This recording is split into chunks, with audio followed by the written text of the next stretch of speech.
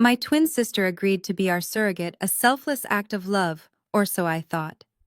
7 months into the pregnancy, my husband left me for her, claiming the baby needed its biological mother. I did not scream. I did not fight. I just waited for the birth to reveal a medical secret that would turn their dream life into a living nightmare. Before I tell you how I destroyed them with a single piece of paper, let me know where you are watching from in the comments. Hit like and subscribe if you have ever had to watch someone steal the life you paid for. My name is Gabrielle, known in the medical circles of Atlanta as Dr. G. At 34 years old, I owned the largest IVF clinic in the state and lived in a sprawling estate in Buckhead. But on this humid Saturday afternoon, I felt less like a CEO and more like a hired waitress in my own home. The backyard was transformed into a botanical garden of white roses and gold accents. I had spent $50,000 on this baby shower. Every detail was perfect, from the three-tier cake topped with edible gold leaf to the string quartet playing soft classical music in the gazebo. I adjusted my glasses and smoothed down the front of my white pantsuit. I picked up a tray of crystal champagne flutes, weaving through the crowd of Atlanta's elite. Doctors, lawyers, and socialites were all oohing and aahing over the decor, complimenting the vision that I had paid for. But their eyes were not on me. They were glued to the throne at the center of the patio. Sitting there draped in a sheer blue gown that cost more than my first car was my twin sister Desiree. She looked radiant, her hands resting protectively over her 7-month baby bump. Standing next to her, looking like he had just stepped out of a GQ magazine, was my husband Tyson. He was massaging her shoulders, whispering something that made her giggle. A sharp pang of isolation hit me in the chest. That was my husband. That was my sister. And inside her was supposed to be my child. Yet looking at them, I felt like an intruder. I walked over to place a glass of water on the side table for Desiree.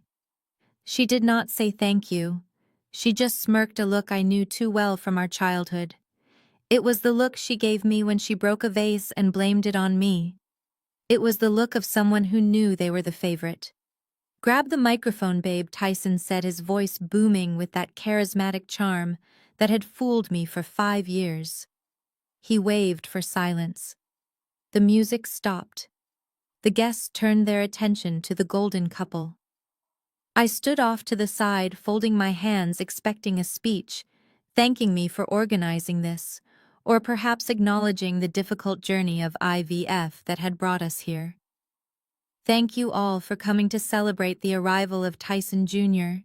He began, flashing a smile that usually made my knees weak. Today, however, it made my stomach turn. "We have been through a lot to get here. God truly tests us before He blesses us." He paused for dramatic effect, looking deep into the crowd. I stepped forward slightly, ready to smile and nod. But Tyson did not look at me. He turned his back to me, completely dropping to one knee beside Desiree's chair. He pressed a kiss to her swollen belly, lingering there as the crowd let out a collective "aw." When he stood up, his face was serious. He gripped Desiree's hand. Through this journey, I realized something profound. Biology matters. Blood matters. Seeing Desiree carry my son, seeing the glow of a real mother, I realized I cannot lie to myself anymore. A child deserves to be raised by the woman who gave him life, not a woman who just signed the checks. The air left the garden. The silence was so loud it was deafening. I felt like I had been punched in the throat. My breath hitched. Did he just say what I thought he said? Tyson continued, his voice steady and cruel. "Gabrielle and I will be filing for divorce. I have chosen to be with Desiree. We are going to raise this boy together as a real family." Gasps rippled through the guests. A few people looked at me with pity, but most were staring at the drama unfolding with hungry eyes. Desiree leaned into the microphone, her voice dripping with fake sweetness. "Sister, please do not make a scene. We did not want to hide our love anymore. You always cared more about your career and your clinic anyway. You were never meant to be a mother. This is God's will." My hands shook.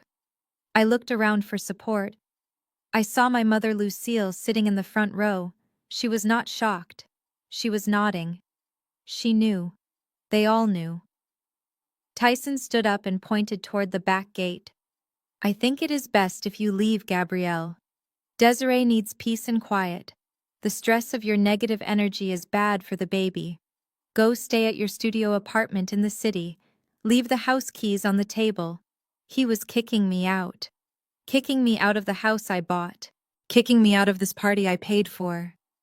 Kicking me out of the marriage I had sustained financially for half a decade. I looked at his handsome, empty face. I looked at my sister's triumphant grin. I wanted to scream. I wanted to overturn the cake and shatter every crystal glass. But I am Dr. Gabrielle.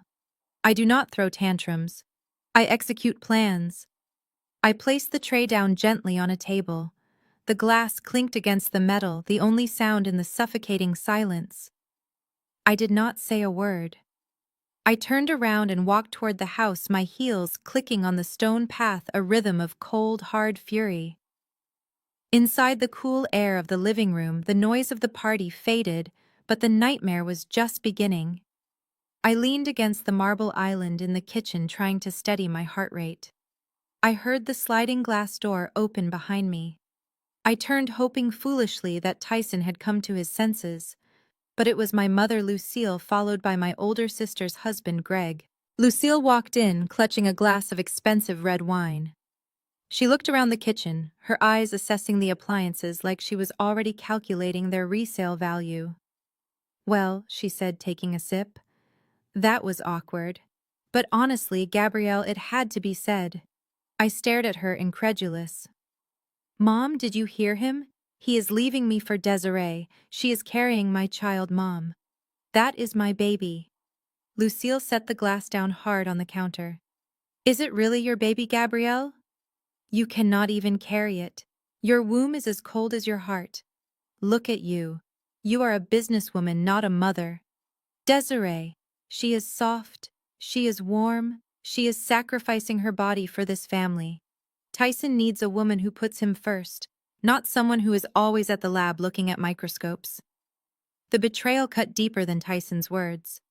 My own mother was validating this insanity. She had always favored Desiree.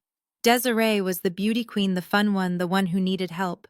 I was the smart one, the ATM, the one who did not need love because I had money. Greg, my brother-in-law, stood by the refrigerator looking down at his shoes. He was a quiet white man, a lawyer who usually kept to himself to avoid the family drama. He looked up at me, his eyes full of sorrow. "I am sorry, Gabby," he whispered. "This is wrong. They are out of their minds." Lucille shot him a glare. "Shut up, Greg. This is family business." She turned back to me, her eyes landing on my neck. I was wearing a vintage diamond necklace, a solitary stone on a platinum chain. It was the first gift I bought myself when my clinic hit $1 million in revenue. "Take that off," Lucille demanded, extending her hand. "Excuse me," I asked, my voice barely a whisper. "The necklace," she said, snapping her fingers. "You gave it to me for my 60th birthday, remember? I let you wear it today because you wanted to look nice. But I think it would look better on Desiree now. It will pop against that blue dress. Consider it a push present. She is doing the hard work, she deserves the diamonds." I froze. I had bought that necklace for her birthday, yes. But seeing her demand it back to adorn the woman who was sleeping with my husband was a level of cruelty I could not comprehend. My fingers moved automatically to the clasp. I unhooked the cool metal and dropped it into her waiting palm. "Thank you," she said, examining the stone. "Now be a good girl and pack a bag. Do not make this harder than it needs to be. You have plenty of money. Go buy a hotel room. Let them be happy." She turned and walked back out to the garden, eager to drape my diamonds around my sister's neck. Greg lingered for a second. "Gabby," he said softly, "check the prenup and check the surrogacy contract." I looked at him. He nodded once, a silent message of solidarity, before following my mother outside. I stood alone in the kitchen of my $3 million home. I could hear the laughter starting up again outside.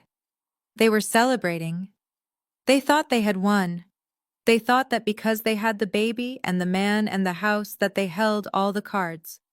I walked to the foyer and picked up my purse. I did not pack a bag. I did not need clothes. I needed a war room. As I walked out the front door, I did not cry. The tears I wanted to shed had evaporated, replaced by a cold, clinical resolve. They focused on biology. They focused on who carried the baby. They focused on the visible. But I am an embryologist. I deal in the microscopic truths that the naked eye cannot see. I sat in my car, my hands gripping the steering wheel, until my knuckles turned white. I looked at the rearview mirror. Dr. Gabrielle was gone. The Ice Queen had arrived. I pulled out my phone and dialed the number of my personal attorney. "Hello, Dr. G?" He answered on the first ring. "It is Saturday. Is everything okay?" "No, Marcus," I said, my voice steady and devoid of emotion. "Everything is perfect. Initiate Protocol 13, freeze the joint accounts, and get a subpoena ready for the medical records from the fertility lab." But Dr. Marcus stammered. "Protocol 13 is the nuclear option. That will leave them with nothing." I looked at the house one last time. I could see Tyson through the window laughing, holding a glass of my best scotch. "Exactly," I whispered. "Leave them with absolutely nothing." I put the car in gear and drove away. The sun was setting over Buckhead, casting long shadows over the streets. The party was just getting started, but the funeral for their future had already begun. They wanted a biological connection. I would give them a lesson in biology they would never forget. I drove my Mercedes through the winding streets of Buckhead, leaving the manicured lawns and the betrayal of my marital home behind me. I did not speed. I did not swerve. I drove with the precision of a surgeon, my hands steady on the leather steering wheel, even though my entire life had just been incinerated by the two people I loved most. Most wives in my position would have gone to a hotel, or perhaps to a friend's house to cry over a bottle of wine. But I am not most wives. I am Dr. Gabrielle. And I had prepared for this day, even if I had prayed it would never come. I pulled into the underground parking garage of the Sovereign, a high-rise building in downtown Atlanta that pierced the sky like a needle. I parked in a reserved spot in the corner, far away from the prying eyes of the valet. I took the private elevator to the penthouse floor. This was my sanctuary, my secret. 2 years ago, when Tyson started making jokes about my long hours and my income, a small voice in the back of my head told me to buy insurance. Not a policy, but a place. A place that was solely mine, under an LLC that neither he nor his greedy lawyers knew existed. I walked into the apartment. It was dark, cool, and silent. The floor-to-ceiling windows offered a panoramic view of the city, lights a stark contrast to the suffocating heat of the garden party I had just left. I did not turn on the main lights. I walked straight to my home office, a room that looked more like a command center than a study. I sat down in the ergonomic leather chair and woke up my computer. The screens flickered to life, casting a blue glow over my face. I did not open my photo album. I did not look at pictures of our wedding or the vacations we took to Cabo. Sentimentality was a luxury I could no longer afford. Instead, I opened a secure server, typing in a password that was 20 characters long. The file name was simply Project Genesis. It contained everything: the financial records, the prenuptial agreement, the surrogacy contracts, and most importantly, the medical files. I clicked on a PDF titled Informed Consent and Paternity Acknowledgement, dated 3 years ago. As I stared at Tyson's signature at the bottom of the page, the memory hit me like a physical blow. I was transported back to that sterile consultation room at the clinic. The air smelled of antiseptic and lavender. Tyson was sitting in the chair next to me, but he was not really there. He was scrolling through Instagram on his phone, liking pictures of fitness models, completely checked out of the conversation that would define our future. Dr. Henderson, a colleague of mine, was trying to explain the procedure. I remember the look on Henderson's face, a mix of professional patience and pity. Mr. Brooks Henderson had said, sliding the thick stack of papers across the mahogany desk. I need you to understand exactly what you are signing here.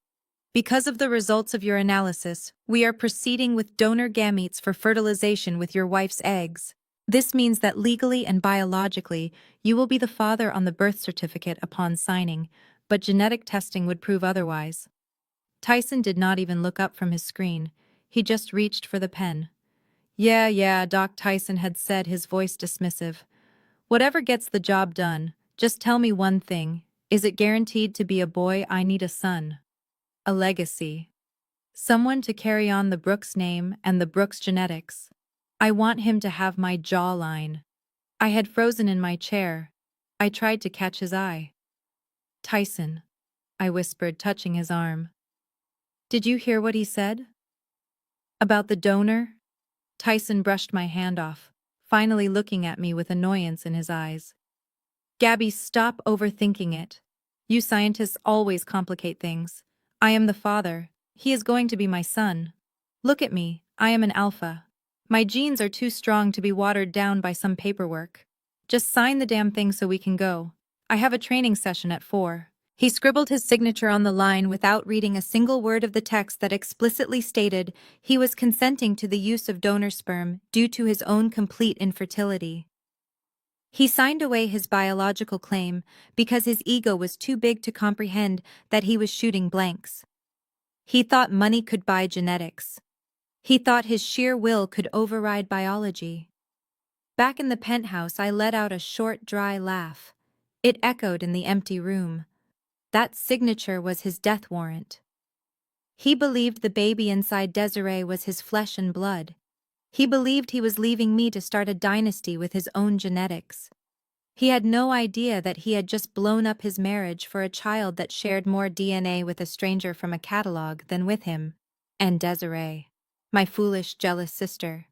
She thought she was the mother because she was carrying the baby. But the contract she signed, the one she barely glanced at, because she was too busy asking if the surrogate stipend would cover a new G-Wagon, clearly defined her as a gestational carrier. She had no genetic link to the child. The eggs were mine. I was the only parent. I was the only owner. I minimized the medical file and opened the banking portal. I watched the numbers on the screen, the joint checking account, the savings, the investment portfolio, Tyson's personal credit cards, which were all supplementary to my primary account. I picked up my phone. It was almost midnight, but I knew Marcus would answer. He picked up on the second ring. Dr. G. Marcus said, his voice alert. I saw you left the party. Is it time? It is time, Marcus. I said, my voice dropping an octave, becoming the voice of the Ice Queen. Initiate Protocol 13. There was a pause on the other end. Protocol 13 was a scorched earth policy we had designed years ago as a joke, a what-if scenario for the worst possible betrayal. It was no longer a joke. Are you sure? Gabrielle Marcus asked softly. Protocol 13 means total liquidity freeze. It means the foreclosure process starts Monday. It means the repo men get the order tonight. It means war. I looked at the digital clock on my monitor.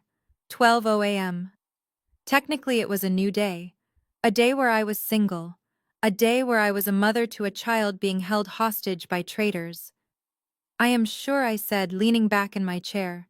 Start with the credit cards. I want them declined before they can order room service for breakfast. Then contact the leasing company for the Range Rover. Tell them the vehicle is in possession of an unauthorized driver and I want it recovered immediately. And Marcus, yes. Doctor, cancel the health insurance. Tyson is on my policy. If he wants to be a father so bad, he can pay for his own therapy when he realizes what he has done. Consider it done, Marcus said. I hung up the phone and turned back to the window. Below me, the city of Atlanta slept unaware of the storm that was brewing in the sky. Tyson and Desiree were probably in my bed right now, laughing, thinking they had outsmarted the smart sister. They thought kindness was weakness. They thought silence was submission. I reached into my drawer and pulled out a bottle of aged whiskey. I poured a glass, the amber liquid catching the light from the computer screens. Let the game begin, I whispered to the empty room. I took a sip. It burned, but it felt good. It felt like fuel. I was not just a woman scorned. I was a mother protecting her young. And God have mercy on anyone who stood between a mother and her child, because I certainly would not. They wanted a show, I would give them a tragedy. And the opening act was just about to start. For the next 2 weeks, I lived like a ghost in my own city. While I was coordinating a legal airstrike from the shadows of my downtown penthouse, Tyson and Desiree were living out their twisted fantasy in the Buckhead estate I had paid for. Thanks to the security system I had installed, which included high-definition cameras in the common areas, I had a front-row seat to their honeymoon. I sat in my office watching the live feed on my monitor. It was grotesque. They were behaving like lottery winners who had never seen a bank account before. Desiree had turned my living room into a shipping center for luxury baby goods. I watched as delivery trucks arrived daily, dropping off boxes from Gucci, Burberry, and Fendi Kids. She was ordering strollers that cost more than most people's cars, using the joint credit card that was technically still active. "Look at this babe," I heard her say through the camera's microphone. She was holding up a tiny pair of Versace baby shoes. "Our son is going to be the freshest kid in Atlanta. He needs to match his daddy." Tyson was lounging on my Italian leather sofa, his feet propped up on the coffee table, something I never allowed. He was drinking a bottle of my rare cognac straight from the bottle. "You know it," he laughed, his voice thick with arrogance. "Only the best for the Brooks heir." Gabby never understood style. She was too busy being a nerd. "We are going to turn this house into a real palace." It wasn't just the spending that made my blood boil. It was the public narrative they were spinning. Since I had gone silent, they decided to fill the void with lies. I opened Instagram on my burner phone. Desiree had posted a photo of herself sitting by my pool, rubbing her belly. The caption read, "Finally at peace. So grateful to be away from toxic energy. Some people care more about money than family. We choose love. Hashtag new beginnings. Hashtag boy mom." The comments were a cesspool. People who I had invited to barbecues, people I had helped with medical bills, were all heart-reacting and commenting things like, "You are so brave, Des, and karma will get her." Tyson went even further. He went live on Facebook from my home gym. I watched as he flexed in the mirror, surrounded by the equipment I had imported for my own workouts. "Yo, what is up, everybody?" he shouted into the phone. "Just getting a pump in at the crib. Big things coming." I know a lot of you have been asking about the situation with my ex. Let's just say God shut a door to open a window. Sometimes you have to cut off the dead weight to fly. She tried to control me with her money, but you can't buy a man's soul. I'm a king, and I found my queen who actually knows how to be a woman. He winked at the camera. "And yeah, we kept the house. Possession is 9/10 of the law, right?" I stared at the screen, my expression flat. Possession is 9/10 of the law. The ignorance was almost impressive. He clearly hadn't read the deed, which listed the property under a holding company, not our personal names. He hadn't read anything. He was just a rooster crowing on a dunghill he didn't own. I picked up my phone and texted Marcus, my lawyer. "Are the forensic accountants ready? Ready when you are?" "Dr. G," came the reply. "Let them run up the tab a little more," I typed back. "I want the fall to be from a greater height, but cut the main line today at noon." I watched as Tyson ended his live stream and walked into the kitchen. Desiree was there eating a bowl of strawberries. "Babe," Tyson said, grabbing his car keys. "I'm going to head to the mall. I saw this new Rolex at Lenox Square. The gold Daytona. I think I deserve a push present too, don't you? I mean, my swimmers did the hard work." Desiree giggled. "Go get it, Daddy. You need to look the part of a mogul." I watched him strut out the door, confident, arrogant, and completely oblivious. He was driving my Range Rover, wearing clothes I bought, going to buy a watch with my credit limit. I checked the time. 11:30. It was a 20-minute drive to Lenox Square. The timing would be poetic. I switched tabs on my computer to the banking alert system.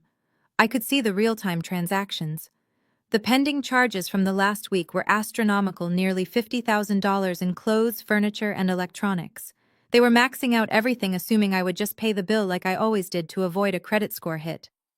Not this time. At 12:15, my phone buzzed. A transaction alert.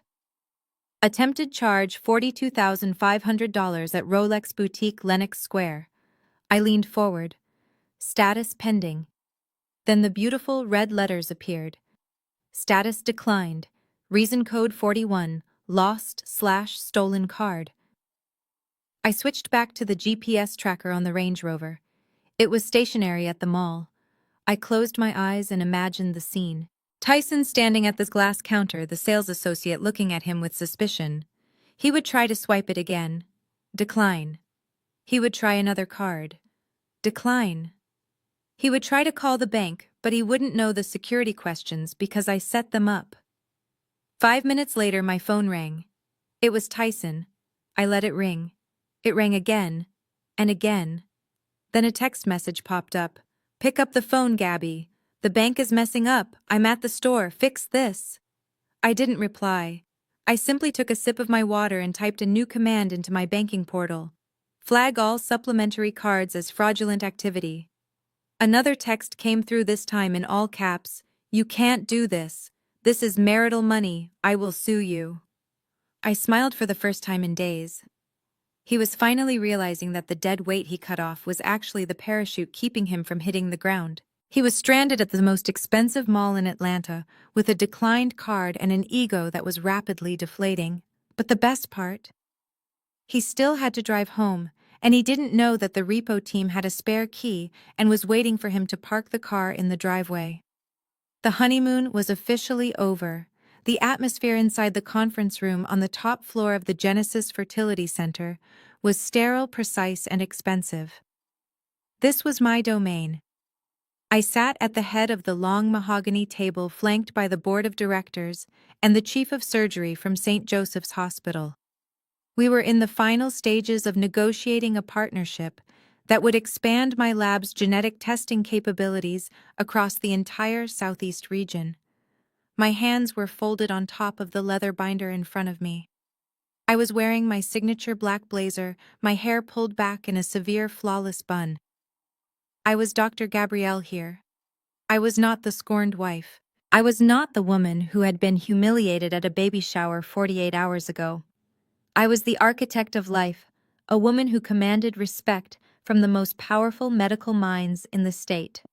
Dr. Abernathy was speaking about quarterly projections when the heavy glass doors of the conference room slammed open, vibrating against the stops. The sound was like a gunshot in a library. Every head in the room turned. Standing in the doorway was Tyson. The contrast was almost comical. While everyone in the room was dressed in tailored suits and silk ties, Tyson was wearing a tight neon muscle shirt that showed off his biceps and sweatpants that cost $300. He was wearing sunglasses indoors. He looked like a lost child who had wandered away from a gym and stumbled into a place where actual work happened. But his face was not lost. It was twisted in a rage that made his handsome features look ugly. He marched into the room, ignoring the shocked gasps of the board members. He did not see them. In his narcissism, he only saw me. "You," he shouted, pointing a finger at my face.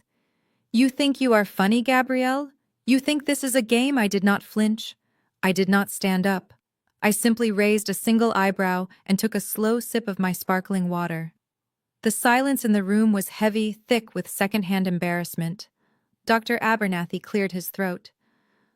"Excuse me, sir. You cannot be in here. This is a private meeting." Tyson swiveled his head toward the older doctor, sneering. "Shut up, old man. I am talking to my wife. I am the Keo owner of this place." He was not, of course. He had never put a dime into the clinic. But he liked to tell his gym buddies that he was the brains behind the business. He turned back to me, slamming his hands onto the polished wood of the table, leaving sweaty palm prints on the surface. "You canceled the cards," he hissed, his voice dropping to a menacing growl. I was at the checkout line at the Rolex store. There were people watching. "Gabby," the card declined. "Do you know how humiliating that is? You made me look broke. I looked at him, really looked at him. For years I had seen a Greek god. Now I saw a parasite. I saw a man whose entire self-worth was tied to a piece of plastic that was linked to my bank account. Are you finished? I asked, my voice calm, smooth, and colder than liquid nitrogen. Fix it, he demanded. Call the bank right now. Unfreeze the accounts. And apologize to me. Or I swear to God, Gabrielle, I will make a scene that will ruin your little reputation. I slowly stood up. I was not tall, but in that moment I felt 10 feet high. I pressed the intercom button on the speakerphone in the center of the table. Security to the executive conference room immediately, I said. Code Gray. Tyson laughed, a dry, incredulous sound. You are calling security on your husband? You are pathetic. You are just bitter because I chose a real woman over you. You are trying to punish me because you can't give me a son. I picked up a manila envelope that had been sitting next to my water glass. I had prepared it this morning knowing he would come. He was predictable. A man like Tyson could not survive without an audience or an ATM. I slid the envelope across the table. It stopped right in front of his hands. Read this, Tyson, I said. What is this? He asked, snatching it up. It is a temporary restraining order and a notice of asset freeze. I explained, my voice echoing slightly in the silent room. As of this morning, divorce proceedings have been filed.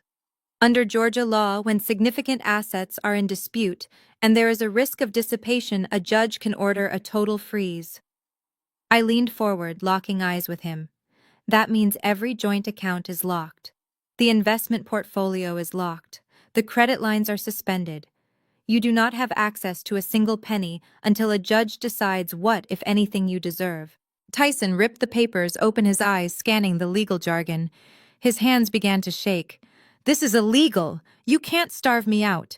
I have rights. You have the right to remain silent, I said. And right now, you are trespassing. The doors opened again. 2 large security guardsmen I hired personally from a private firm stepped into the room. They were not the friendly lobby guards. They were former military. They did not care about Tyson's muscles. Mr. Brooks, the lead guard, said, his voice deep and authoritative. You need to come with us. Do not touch me, Tyson screamed, backing away. I own this place. She is the one stealing from me. The board members were now exchanging looks of disgust. Tyson had done exactly what I wanted. He had shown the world that he was unstable, greedy, and dangerous. He was destroying his own character, witness defense, before we even got to court. I looked at him with zero emotion. You are not my husband here, Tyson. Here you are, just a security risk. Get him out of my building. The guards moved in. One grabbed Tyson's left arm, the other grabbed his right. Tyson tried to jerk away, his gym muscles flexing, but these men knew leverage. They bent his arm behind his back, forcing him to bend over. You will pay for this, Gabrielle, he shouted as they dragged him backward toward the door. I will take everything. I will take the house. I will take the cars. I will take your license. The doors swung shut, cutting off his screaming. The silence returned to the room. I smoothed the front of my blazer and sat back down. My apologies, gentlemen, I said to the board, my voice steady. As I was saying regarding the merger, I believe our genetic screening protocols are superior to the current market standard. Outside the glass walls of the building, the reality of Protocol 13 was about to hit Tyson harder than any punch. The guards escorted him through the lobby, past the staring receptionists, past the patients waiting for appointments, and threw him out onto the hot pavement of the parking lot. He stumbled, barely keeping his balance. His sunglasses fell off and skittered across the concrete. He stood there, panting, his face red with humiliation. He looked up at the towering glass building, at the empire I had built, and screamed a curse word that startled a passing nurse. He reached into his pocket for his keys. He marched over to the Range Rover, the only symbol of status he had left. He got in, slamming the door so hard the vehicle shook. He jammed the key into the ignition. The engine roared to life. He needed to go somewhere, anywhere, maybe to his gym to blow off steam, maybe to his mother's house to complain. But then a yellow light on the dashboard caught his eye. The fuel light. He looked at the digital gauge. Distance to empty 0 miles. I had watched the tracker. I knew he had been driving around all weekend showing off the car. He never filled the tank unless I was in the passenger seat with my card. He hit the steering wheel in frustration. He reached for his wallet, instinctively pulling out his debit card to go to the gas station across the street. Then he remembered. Frozen. Declined. He checked the cash compartment in his wallet. Empty. He checked the center console for loose change. Nothing but a few pennies and a wrapper from a protein bar. He sat there in the $100,000 car, trapped in the parking lot of the wife he had just betrayed. He could not drive. He could not buy gas. He could not buy a bottle of water. For the first time in his adult life, Tyson Brooks was exactly what he was without me. Bankrupt. He pulled out his phone to call Desiree. Maybe she had cash. But then he remembered the boxes of Gucci baby shoes. She had spent every dime of her allowance. He stared at the fuel light, the blinking yellow eye mocking him. He was a king without a kingdom, a father without a penny, and a man who was about to have to walk 5 miles home in the Georgia heat. And up in the penthouse office, the Ice Queen was getting back to work. The digital age has a way of turning private tragedies into public spectacles. I was sitting in my office at the clinic reviewing patient files when my phone began to buzz. It was not a call. It was a relentless, continuous vibration that rattled the glass surface of my desk. Notification after notification stacked up on my lock screen. Instagram, Facebook, Twitter, my personal inbox, my business email. I unlocked the phone and opened Instagram. The first thing I saw was a live video notification. Desiree Brooks is live, the truth about my sister. I felt a cold knot form in my stomach. I put in my wireless earbuds and clicked the link. The video feed opened. Desiree was sitting in the nursery of my Buckhead home, the very nursery I had designed with a hand-painted mural of the night sky. She was wearing a loose, oversized t-shirt that looked threadbare, a stark contrast to the designer clothes she had been flaunting just days before. Her hair was messy, her eyes red and puffy. She looked pathetic. She looked perfect for the camera. She was crying. Big fat theatrical tears rolled down her cheeks as she held her baby bump. "I just do not know what else to do," she sobbed into the camera. "We are trying so hard to be positive for the baby, but how can we survive when our own family turns against us? My sister, Dr. Gabrielle, she cut us off." She paused to blow her nose loudly. A stream of hearts and angry face emojis floated up the side of the screen. "She knows I am high risk." Desiree continued, her voice trembling. "She knows I need special medication and organic food for the baby." But she froze the accounts. "She canceled our health insurance. She wants me to lose this baby because she is jealous. She cannot conceive, so she wants to punish me for being able to give her husband a son." I watched in horror as Tyson leaned into the frame. He looked equally disheveled, playing the part of the distressed protector. "It is true, guys," Tyson said, looking directly at the lens. "I never thought my wife could be this cruel. We are literally counting pennies to buy prenatal vitamins. I am asking you, please, if you have a heart, pray for us. We just want our son to be born safely." Then came the call to action. Desiree held up a piece of cardboard with a handwritten link. "We started a GoFundMe," she whispered, "just to cover medical bills and food until the baby comes. Anything helps. Do not let my sister win." I minimized the video and looked at the comments. They were a landslide of hate. "Dr. Gabrielle is a monster. Boycott Genesis Fertility. She clearly hates babies. I hope she loses her medical license. Jealousy is an ugly disease." The internet mob had arrived and they were armed with pitchforks made of ignorance. They did not know the law. They did not know about the stolen credit cards or the unauthorized spending. They only saw a crying pregnant woman and a rich doctor who refused to help. My office phone rang. It was Dr. Abernathy, the chairman of the board. Gabrielle, his voice was tight. "Have you seen the internet I have?" I said, keeping my voice steady despite the shaking of my hands. "The clinic's rating has dropped 2 stars in an hour," he said. "We are getting death threats at the front desk. Patients are calling to cancel appointments." "This is a PR nightmare, Gabrielle. The board is convening an emergency meeting in 30 minutes. We need you to fix this." "How do you propose I do that, Arthur?" I asked. "Settle," he said. "Pay them. Issue a public apology. Say it was a misunderstanding. Give them whatever they want to make them shut up. We cannot afford this scandal right before the merger." I closed my eyes. The pressure was immense. My reputation, my life's work, the clinic I built from the ground up was being held hostage by 2 grifters with a smartphone. If I paid them, the harassment would stop. The reviews would go away. I could buy my peace. But peace bought with extortion is not peace. It is surrender. "No, Arthur," I said. "I will not apologize for protecting my assets from theft, and I will not pay a ransom to my own family. Gabrielle, if this continues, the board will move to remove you as CEO," he warned. "We have a fiduciary duty to the shareholders." "Do what you have to do," I said coldly. "But mark my words.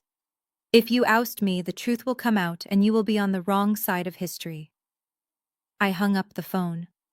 The silence in my office was heavy. I felt incredibly alone. The world believed I was the villain. My colleagues were ready to throw me to the wolves. My husband and sister were monetizing my pain. I looked back at the live stream. Tyson was now reading donation names, thanking people for their $20, their $50. They were raking in thousands. They were smiling through their fake tears. I did not type a comment. I did not record a rebuttal video. I knew that arguing with a liar on the internet was like wrestling a pig in mud. You both get dirty, but the pig likes it. Instead, I opened a secure folder on my desktop. It was labeled simply Evidence B. Inside was a video file I had received months ago from a private investigator. It was dated 6 months prior to the pregnancy. It showed Tyson at a nightclub in Miami. He was not alone. He was with a woman who was definitely not me and definitely not Desiree. He was drunk, laughing and bragging to his friends. "I am just waiting for the right time," Tyson said in the video, his words slurred but clear. "The old lady is rich, but she is boring. Once I secure the bag, I am gone. I just need a reason that makes me look like the good guy." It was proof of premeditation, proof that he had never loved me, and proof that he had never loved Desiree either. He was using her just as much as he used me. I attached the video to an encrypted email. I typed the recipient's address, greg.miller@law.com. My brother-in-law Greg was the only person inside that house who had a conscience. He was the only one who had whispered an apology to me at the baby shower. He was a lawyer, and he knew the difference between a messy breakup and a crime. I typed a short message. "Greg, keep this safe. Do not show it to them yet. Wait until I give the signal. This is the ace of spades." I hit send. I watched the progress bar complete. Message sent. I turned off my computer monitors. I picked up my phone and deleted the Instagram app. I deleted Facebook. I deleted Twitter. I severed the connection to the noise. Let them scream. Let them collect their blood money from strangers. Let the board threaten me. They were playing a game of checkers, reacting to every move focused on the immediate gratification of likes and dollars. I was playing chess. And in chess, you sometimes sacrifice a pawn to capture the king. My reputation was the pawn. But when the time came, I would take the entire board. I stood up and walked to the window, looking out over the Atlanta skyline. The sun was shining indifferent to my chaos. I took a deep breath. I was Dr. Gabrielle. I dealt in facts and science and hard evidence, and the biology of this situation was about to be the deadliest weapon of all. They wanted a war about family fine. I would show them that DNA does not make a family. It makes a forensic trail, and I was about to follow it all the way to their destruction. The glass walls of my corner office usually offered a view of the Atlanta skyline that made me feel invincible. But today they felt like the walls of a fishbowl. My assistant Sarah buzzed the intercom, her voice hesitant. "Dr. G, your mother is here. She says it is an emergency. I tried to tell her you were in a meeting, but she is already walking back." Before I could press the button to deny entry, the heavy oak door swung open. Lucille stood there. She was wearing a Chanel tweed suit that I had bought her for Mother's Day 2 years ago. On her arm was a Birkin bag that I had tracked down in Paris for her 60th birthday. She looked like a woman of status, a matriarch of high society, but I knew the truth. She was a woman whose entire lifestyle was subsidized by the daughter she despised. She did not knock. She did not say hello. She simply walked in, closed the door behind her, and sat down in the leather chair across from my desk. She placed her handbag on the floor and looked at me with a mixture of pity and annoyance. "You look tired, Gabrielle," she said, her tone dripping with fake concern. "The bags under your eyes are terrible. You really should get some filler." I did not look up from my laptop. "What do you want, Mother? I have patients waiting." Lucille sighed, reaching into her purse to pull out a slim cigarette case, even though she knew this was a non-smoking building. She tapped a cigarette on the table, but did not light it. "We need to resolve this situation," she said. "It has gone too far.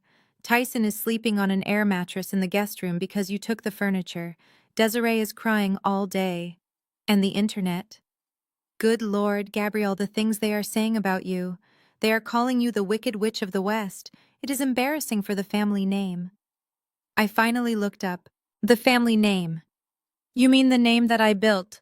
The name that I put on the donor wall at the hospital? The name that is on the deed of the house you live in?" Lucille waved her hand dismissively. "Semantics. The point is, this war needs to end. I hate seeing my children fight. So being the peacemaker that I am, I came up with a solution." She slid a piece of paper across the desk. It was not a legal document. It was a handwritten note on her personalized stationery. It had a single number written on it.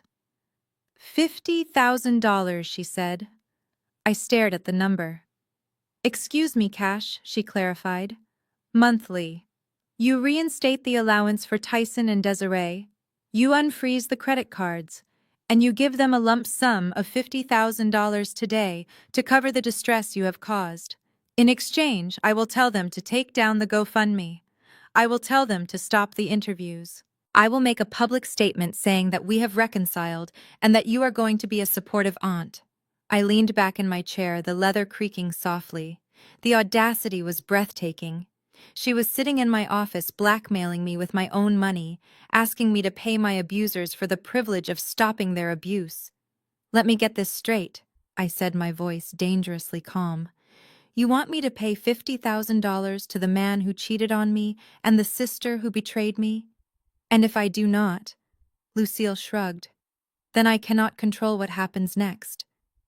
Desiree has an interview scheduled with the Shade Room tomorrow. They have millions of followers, Gabrielle.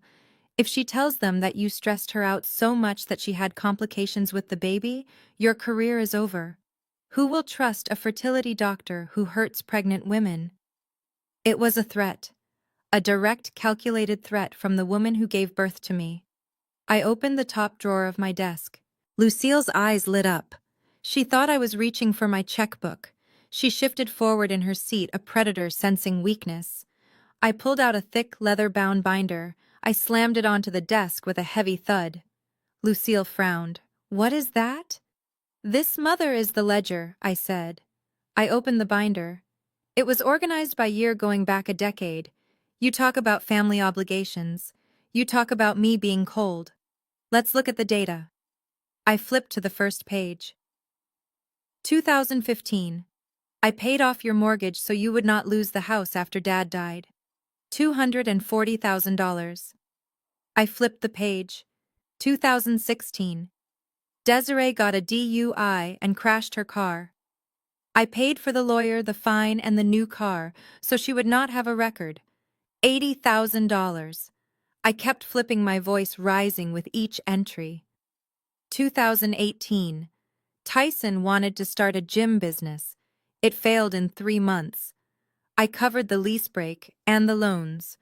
$150,000, 2019. You needed a hip replacement, but you didn't like the doctors in your network. I flew you to Switzerland for the best surgeon in the world. First-class tickets. Private recovery suite. $60,000. I flipped through the pages faster and faster, listing vacations, clothes, jewelry, bail money, failed investments, and hush money for their scandals. I reached the final page. I tapped the figure at the bottom with my manicured fingernail. Do you see this number? Mother Lucille squinted at the page. $2,140,000, I read aloud. That is how much I have spent on this family in 10 years. That is the price I paid to be loved. That is the tax I paid to be included at Christmas dinner. And you sit here in the suit I paid for and ask me for 50,000 more. Lucille stood up, her face flushed. That is vulgar, Gabrielle. Counting pennies with your own blood, you were blessed with wealth. It is your duty to share it. That is what God wants. God did not sign these checks, I snapped. I did. I worked 80-hour weeks while Desiree was partying in Miami. I built this empire while Tyson was playing video games. I reached into my drawer again. This time I did pull out my checkbook. Lucille stopped moving. Her eyes locked onto the pen in my hand. The greed was instant and undeniable. Despite everything I just said, she still thought she could get the money. You are right, I said, unscrewing the cap of my fountain pen. I should help. The baby is innocent. I wrote the date. I wrote the name Lucille Brooks. I wrote the amount $50,000.00. I tore the check out of the book. The sound of the paper ripping was sharp in the silent office. I held it up. Lucille reached for it, her fingers twitching. Here is your money, I said. As her hand got within an inch of the check, I pulled it back. I grabbed the check with both hands and ripped it in half, then in quarters, then into tiny confetti-sized pieces. I let the pieces flutter down onto the desk like snow. Lucille gasped, looking at the torn paper as if I had just murdered a puppy. You spiteful little witch. Get out, I said, pointing to the door. But the money, Lucille stammered. How are we supposed to live? Tyson has nothing. Desiree has nothing. Then let them work, I said. Or better yet, ask Desiree. She is the golden child, right? She is the mother of the heir. Let her support you.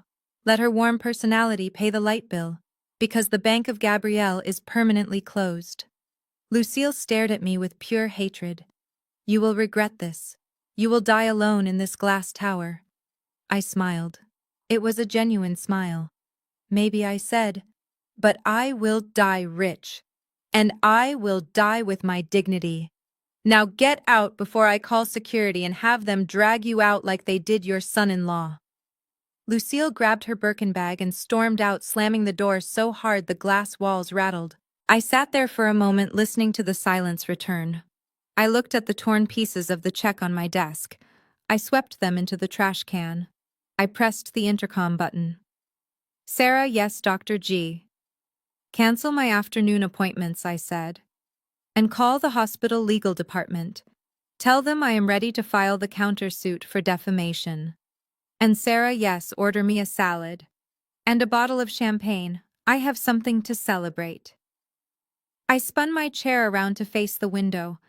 The sun was setting, casting a golden glow over the city. They wanted a war of attrition. They wanted to bleed me dry. But they forgot one thing. I was the one who controlled the flow. And I had just turned off the tap. Now all I had to do was wait for the drought to kill the parasites. It was 2 in the morning when the inevitable consequences of their stupidity finally caught up with them. According to the tracking data on Desiree's phone, which I still had access to via the family plan, she was not resting in bed as a high-risk surrogate should be. She was at a private house party in Buckhead trying to drown out the internet backlash with loud music and secondhand smoke. I was asleep in my penthouse wrapped in Egyptian cotton sheets when my phone rang. I usually keep it on silent, but for the duration of the pregnancy, I had set a specific bypass for emergency medical contacts. It was not Tyson. It was the emergency dispatch from Northside Hospital, the premier private facility where we had planned the delivery. Dr. Gabrielle, the dispatcher, said, her voice urgent. We have a patient, Ms. Desiree Brooks, incoming via ambulance, severe abdominal cramping and spotting, gestational hypertension. She is asking for you. I sat up, switching on the bedside lamp. Is she stable? For now, the dispatcher replied. But there is a problem with admission. I knew exactly what the problem was. I swung my legs out of bed and walked to the window, looking out at the city lights. What is the issue? I asked, keeping my voice neutral.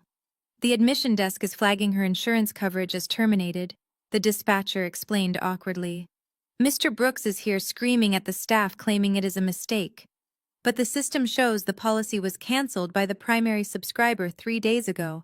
Without valid insurance or an upfront deposit of $20,000, we cannot admit her to the VIP maternity wing. We have to stabilize and transfer. I felt a cold surge of satisfaction. Tyson thought he could steal my house and my money, but he forgot that in America healthcare is a luxury, not a right, and he had just lost his luxury privileges. Follow protocol, I said. If they cannot pay, transfer them. I hung up. 30 minutes later, my phone rang again. This time it was Tyson. I let it ring 3 times before answering. Gabby, please. His voice was high-pitched, bordering on hysteria. You have to help us. They kicked us out. They sent us to Grady. Grady Memorial, the public county hospital. It is a place of miracles where doctors save gunshot victims and trauma cases every day, but it is also overcrowded, underfunded, and chaotic. It is the last place on earth a princess like Desiree would ever want to be. I put the phone on speaker and set it on the marble counter while I poured myself a glass of water. I thought you were a king, Tyson, I said calmly. Kings do not beg. Gabby, this is serious. He shouted, the background noise behind him, a cacophony of sirens and shouting. We are in the waiting room.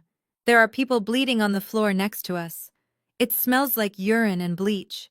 Desiree is terrified. She is cramping bad. She needs a private room. She needs a doctor who knows her chart.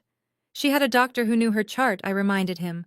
But you fired me at the baby shower. Remember, you said biology matters more than my money. So rely on biology now. Let her natural mothering instincts lower her blood pressure. I could hear Desiree sobbing in the background. My stomach hurts, Ty. Get me out of here. I can't sit in these plastic chairs. Tyson's voice broke. I am sorry. Okay, I am sorry I yelled at you. I am sorry about the cards. Just please reactivate the insurance. I will do whatever you want. Just get her out of here. I took a sip of water, savoring the moment.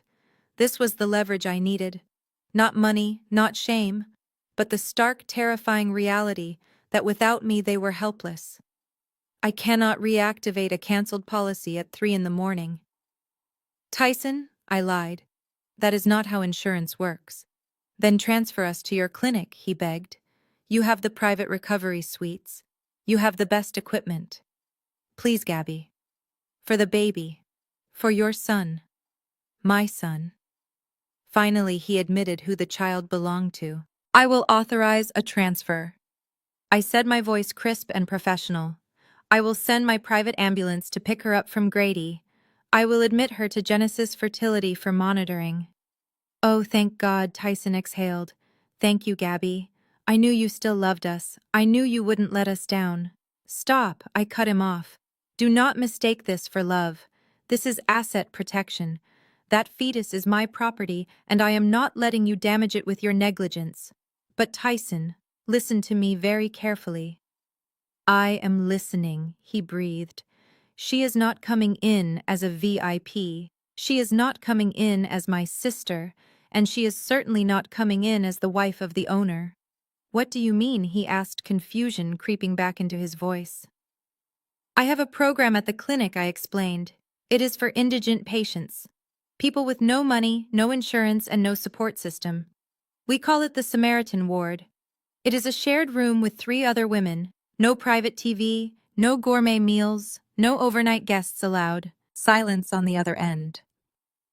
If you want her transferred, she comes in as a charity case, I said. I will have the paperwork drawn up. You will sign a document acknowledging that you are receiving pro bono care due to financial hardship. It will go into your permanent record. And Tyson? Yeah, he whispered. You are not allowed in the room past visiting hours. And visiting hours end at 8 p.m. But I am the father, he protested. Not on the charity ward, I said. On the charity ward, you are just a visitor. Take it or leave it. You have 2 minutes to decide before I go back to sleep. I heard him muttering to Desiree. I heard her shriek, a shared room. Are you kidding me? But then a loud crash echoed in the background of the call, someone shouting about a knife fight in the ER lobby. We will take it, Tyson yelled into the phone. We will take it. Just get us out of here. Good, I said. The ambulance is on its way. And Tyson, what makes sure she stops crying? Stress is bad for my investment. I hung up the phone and walked to my closet to choose my outfit for the morning. I would need something sharp, something intimidating. Because tomorrow, when I walked into my clinic, I would not be visiting family. I would be inspecting a ward of charity cases. And I wanted to make sure that when Desiree looked up from her generic hospital bed, the first thing she saw was the woman whose life she tried to steal, looking like $1 billion. I went back to bed, but I did not sleep. I lay there, staring at the ceiling, thinking about the baby. My son. He was safe now. He was coming to my territory. The chessboard had tilted completely in my favor. They had surrendered their pride for safety. Now all I had to do was wait for the birth, and then I would reveal the final secret that would sever their connection to that child forever. The medical crisis was over, but the surgical removal of Tyson and Desiree from my life was just beginning. The VIP birthing suite at Genesis Fertility looked more like a 5-star hotel room than a medical facility. The walls were painted a soothing shade of lavender, the floors were covered in plush carpeting, and a massive flat-screen television was currently playing a looped video of ocean waves. On the mahogany sideboard, a basket of gourmet snacks and sparkling cider sat untouched. I had authorized the transfer from the charity ward to this suite at the last minute. Tyson thought it was an act of mercy. He thought my heart had softened, that the sight of my sister in pain had broken through my icy exterior. He was wrong. I did not move them here for their comfort. I moved them here for my control. In the charity ward there were witnesses, other families, and hospital bureaucracy. Here in my private wing, the stage was set for a private execution. I stood in the far corner of the room near the window that overlooked the parking lot where Tyson's repossessed Range Rover was notably absent. I was wearing a charcoal gray suit, tailored to perfection. My arms were crossed, and in my right hand I held a thick black binder. It was not a medical chart. It was the weapon that would end this war. The room was filled with the suffocating noise of my family. Desiree was in the center of the room on the king-sized adjustable bed. She was hooked up to monitors that beeped in a steady rhythmic cadence. She was sweating, her hair matted against her forehead, gripping the bed rails with white-knuckled intensity. "I hate this!" she screamed, her voice hoarse. "Why is it taking so long? I want an epidural top-up. Where is the anesthesiologist?" Tyson was hovering over her, wiping her forehead with a damp cloth. He looked ridiculous. He was wearing a tight black t-shirt with bold white letters across the chest that read, "Best Dad Ever." He had bought it weeks ago, anticipating this moment as his coronation. He looked at me, flashing a nervous, ingratiating smile. "Gabby, can you get the doctor? She is in pain. Come on, make a call. You own the place." I looked at him with flat, dead eyes. "Dr. Henderson is the best in the state. He will come when it is time. Patience." "Tyson, you wanted natural, remember? You said biology knows best." My mother Lucille was pacing the floor on the other side of the bed. She was clutching a rosary, muttering prayers loud enough for everyone to hear. "Lord, bring this child safely into the world," she chanted, her eyes closed in performative piety. "Protect this holy vessel. Let the heir of our bloodline be strong. Rebuke the spirits of jealousy and division." She emphasized the word jealousy, opening one eye to glare at me. I did not react. I simply checked my watch. It was almost noon. The timing was impeccable. Greg, my brother-in-law, sat in a chair by the door. He was the only one who was silent. He looked pale, uncomfortable, like a man waiting for a bomb to go off. He knew what was in the binder. He met my gaze and gave a practically imperceptible nod. He was ready. Desiree let out another guttural scream as a contraction peaked. The monitors spiked. "It is happening!" Tyson yelled, panic rising in his voice. "The baby is coming! Somebody help!" The double doors swung open. Dr. Henderson walked in, followed by two nurses and a neonatologist. They moved with the efficient calm of professionals who had done this 1,000 times. Dr. Henderson looked at me. I gave him a signal, a slight tilt of my chin. He knew the plan. He knew the medical history. He knew exactly who the father was, and who it wasn't. "All right, Desiree," Dr. Henderson said, snapping on latex gloves. "It looks like you are fully dilated. On the next contraction, I need you to push." "I am scared," Desiree sobbed, reaching out for Tyson. Tyson grabbed her hand, puffing out his chest. "I got you, baby. I am right here. Look at me. We are doing this. We are making a family." He looked over his shoulder at me, a smirk playing on his lips. "This is what it is all about, Gabby. Life, legacy. You can keep your money. I am about to hold my son." I said nothing. I just tightened my grip on the binder. "Push," Dr. Henderson commanded. Desiree screamed, her face turning a deep shade of red. The room was chaotic, filled with the sounds of monitors, alarming nurses shouting instructions, and Lucille speaking in tongues louder and louder. "Hallelujah!" Lucille shouted. "Glory! Come on!" Des Tyson cheered, looking at the business end of the bed with a mixture of awe and terror. "I see the head. He has so much hair. He is going to be an alpha, just like his daddy." I stepped closer, moving out of the shadows. I wanted a front row seat. I wanted to see the exact moment his heart soared, so I could measure the distance of the fall. "One more big push," Desiree the nurse urged. With a final earth-shattering wail, Desiree threw her head back. The room went silent for a split second, followed by the wet, slippery sound of life entering the world. And then a cry, a high-pitched, strong set of lungs announcing their arrival. Dr. Henderson lifted the baby up. He was covered in vernix and blood, flailing his tiny arms. "Time of birth." 12:04 p.m., Dr. Henderson announced. Tyson leaned in, his eyes wide, tears streaming down his face. He looked at the baby, searching for his own reflection, searching for the validation of his manhood. "Is it?" Tyson choked out. "Is it a boy?" Dr. Henderson cleaned the baby's face and checked the anatomy. "It is a healthy baby boy," the doctor confirmed.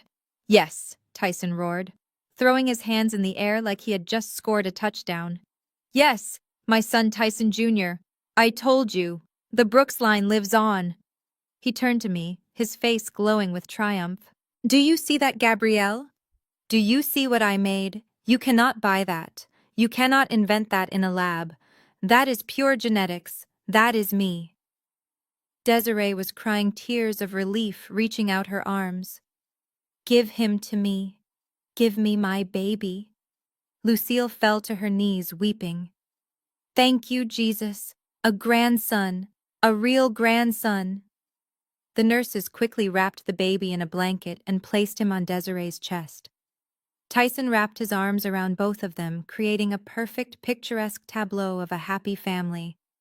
They were lost in their moment, oblivious to the fact that they were celebrating a lie. I watched them for a full minute. I let them have their joy. I let them taste the sweetness of victory, because I wanted the bitterness of the truth to choke them. I walked forward until I was standing at the foot of the bed. The sound of my heels clicking on the floor cut through their celebration. "Congratulations," I said, my voice devoid of warmth. "He is beautiful." Tyson looked up, his smile fading slightly at the sight of my expression. "Thanks, Gabby. He is perfect. He has my nose. Look at his nose. That is the Brooks nose." I opened the black binder. The snap of the metal rings was loud in the room. "Actually, Tyson, I said, pulling out a document stamped with the clinic's official seal. We need to talk about that nose, and while we are at it, we need to talk about your testicles. Tyson frowned. What? What are you talking about? This is not the time. It is exactly the time, I said, placing the document on the tray table over the bed, right next to the baby's head. Because before you sign that birth certificate and before you post that picture on Instagram, there is a medical fact you need to know. A fact that I have kept hidden for 3 years to protect your fragile ego. Lucille stood up, sensing the danger. Gabrielle, stop it. Do not ruin this moment. I ignored her. I looked straight at Tyson. Dr. Henderson, I said, not breaking eye contact with my husband, would you please explain to Mr. Brooks what a diagnosis of azoospermia means? The room went dead silent. The baby cooed softly, the only innocent sound in a room full of guilt. Tyson looked from me to the doctor to the baby and back to me. The fear in his eyes was primal. The trap had snapped shut. The cry of a newborn is supposed to be the most beautiful sound in the world. It is a sound that signifies hope, the future, and the continuation of life. But as I stood in the corner of the VIP suite watching the scene unfold before me, the sound of that baby crying felt like a gavel banging in a courtroom. It was the sound of judgment. Tyson was weeping. It was a performance worthy of an Academy Award. He was leaning over the bed, his large hands cupping the tiny blood-streaked head of the infant. He was sobbing so hard his shoulders were shaking, his tears dripping onto the pristine white hospital blankets. Oh God, he choked out, looking up at the ceiling as if thanking a deity he had ignored for 35 years. Thank you. Thank you for this blessing. He is perfect. He is absolutely perfect. He looked down at Desiree, who was lying back against the pillows, exhausted, sweaty, but glowing with a smug, self-satisfied radiance. She looked like a cat that had not only eaten the canary, but had also stolen the birdcage and the house it sat in. We did it, Ty, she whispered, reaching up to touch his face. We actually did it. We made a family. Tyson kissed her forehead, a gesture so intimate and tender, it made my stomach churn with a mixture of disgust and cold rage. You did it, babe. You are a warrior. You gave me a son, a real son. My mother Lucille was hovering over them like a protective hen. She was clapping her hands, softly murmuring praises. Look at him. Look at those strong hands. He is going to be a football player just like his daddy wanted. He has the Brooks chin. I can see it already. That is definitely a Brooks man. I watched this tableau of delusion with clinical detachment. It was fascinating in a morbid way to see how easily the human mind could project its own desires onto reality. Tyson saw his chin. Lucille saw her bloodline. Desiree saw her security deposit. None of them saw the truth. None of them saw the medical impossibility wrapped in that swaddle. I took a step forward. I wanted to see him. After all, despite their biology, that was my egg. That was my genetic material. That baby had my eyes, my grandfather's nose, and the intelligence that ran through my veins, not the emptiness that ran through theirs. As my heel clicked on the linoleum, the bubble burst. Tyson's head snapped up. His eyes, moments ago filled with tears of joy, instantly hardened into slits of suspicion. Stay back, he barked, shielding the baby with his body as if I were a contagion. I froze. Excuse me, you heard me? Lucille chimed in, stepping between me and the bed. Her face was twisted in a scowl. Do not come over here, Gabrielle. We do not want your negative energy around the baby. I am the one paying for this room. Mother, I said, my voice low and dangerous. I am the one who authorized the transfer so your grandson wasn't born in a hallway at the county hospital. I think I have earned the right to look at him. Desiree pulled the baby closer to her chest, glaring at me with pure venom. It is not about money, Gabrielle. It is about vibes. You are jealous. We can all feel it. You are barren, and you are bitter. We do not want your bad juju affecting him. Babies are sensitive spirits. Tyson nodded in agreement. She is right. You have that cold corporate energy. This is a moment of love, a moment of warmth. You do not fit here. Just stand over there and sign the checks. That is what you are good at. Barren, cold, corporate. The words hung in the air, heavy and poisonous. They were trying to strip me of my humanity. They were reducing me to a wallet, a utility, while elevating themselves to the status of creators. They honestly believed that their ability to reproduce, or so they thought, made them morally superior. I looked at the baby one more time from a distance. I could see a tuft of dark curly hair. I felt a pull in my chest, a primal tether that defied their insults. That was my son, and they were holding him hostage with their superstition and their cruelty. Very well, I said, smoothing the front of my jacket. I will keep my distance. I would not want to infect him with the truth just yet. Tyson snorted. See, she is always talking in riddles. Just let us enjoy our son Gabby. Go check your emails or something. He turned back to the baby, cooing in a soft baby talk voice. Hey there, little man. Hey, Tyson Jr. Daddy is here. Daddy is going to give you everything. We are going to have the big house and the cars and the best life. He was making promises with my money. He was building a future on a foundation of quicksand. Just then, the heavy door to the suite opened again. It wasn't Dr. Henderson this time. It was Nurse Brenda, the head of obstetrics for Genesis Fertility. Brenda had been with me since I started the clinic. She was a 50-year-old woman with eyes that had seen everything and a demeanor that tolerated no nonsense. She was also one of the few people who knew the absolute truth about the gametes. She walked in holding a clipboard, her face completely neutral. She did not look at the baby. She did not smile at the happy couple. She looked straight at me, gave a microscopic nod, and then turned to the bed. Good afternoon, Brenda said, her voice brisk and professional. Vital signs look stable. Dr. Henderson is finishing up his notes. In the meantime, we need to complete the legal documentation. Tyson beamed at her. The birth certificate, right? Bring it here. I have been practicing my signature for this moment my whole life. He reached out a hand, expecting the clipboard to be handed to him like a trophy. Brenda did not hand it to him. She stopped at the foot of the bed. Yes, the birth certificate, Brenda said. However, there is a specific protocol we must follow regarding surrogacy and assisted reproductive technology cases in the state of Georgia. Tyson waved his hand dismissively. Yeah, whatever. We did IVF. We know. Just give me the pen. I am the father. This is the mother. Put it down in ink. Desiree smiled weakly. Finally, it is going to be official. Brenda looked down at her clipboard, then back up at them. Actually, she said, her tone dipping into a frosty politeness. The paperwork is already partially filled out based on the clinic's records and the pre-signed contracts. I just need to verify the identities and obtain the final signatures to release the child from the hospital's custody. She walked around to the side of the bed, but not to Tyson. She walked toward me. Wait, Tyson said, his brow furrowing.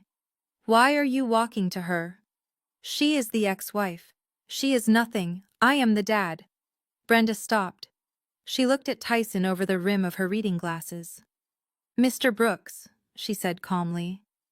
In a gestational carrier arrangement, the birth certificate reflects the intended parents as defined by the genetic source material and the legal contracts signed prior to conception. She turned to me and held out the pen. Dr. Gabrielle, Brenda said clearly. The hospital needs the signature of the legal mother to process the birth registration. The room went deadly silent. The beep of the heart monitor seemed to get louder. Tyson stood up, his face flushing red. What did you just call her? The legal mother, Brenda repeated, unbothered. Tyson let out a harsh, incredulous laugh. You have got to be kidding me. That woman didn't carry the baby. She didn't give birth. Desiree did. Desiree is the mom. I am the dad. Gabrielle is just the donor of the money. That is it. I took the pen from Brenda. The metal was cool against my skin. I stepped forward, ignoring Lucille's gasp. I looked at Tyson, who was now standing protectively over the bassinet, looking like a confused animal that senses a predator but doesn't know where to strike. Actually, Tyson, I said, my voice steady and resonant in the quiet room. Money is not the only thing I donated. I clicked the top of the pen. The sound was sharp like a trigger being pulled. Desiree looked at me, her eyes wide with sudden fear. What does she mean, Ty? Why is she signing my baby's papers? I looked at my sister. The sister who had slept with my husband, the sister who had mocked my fertility. Because, Desiree, I said softly, you were just the oven. I provided the bun. And as for the baker, I turned my gaze to Tyson. We need to talk about why you are not signing that paper, Tyson, and why you never will. The scratching sound of the ballpoint pen against the paper was loud in the quiet hospital room. Tyson signed his name with a flourish, the loops of his signature large and arrogant, taking up more space than the line allowed. He looked at his handiwork with the pride of an artist unveiling a masterpiece.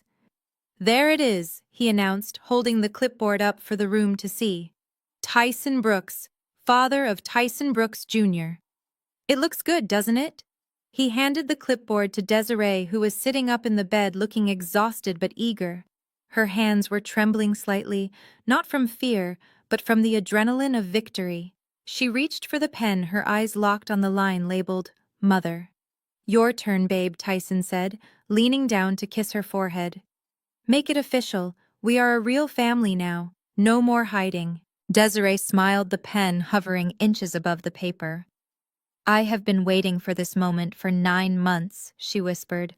Finally. She moved the tip of the pen toward the document. Stop. The word was not shouted.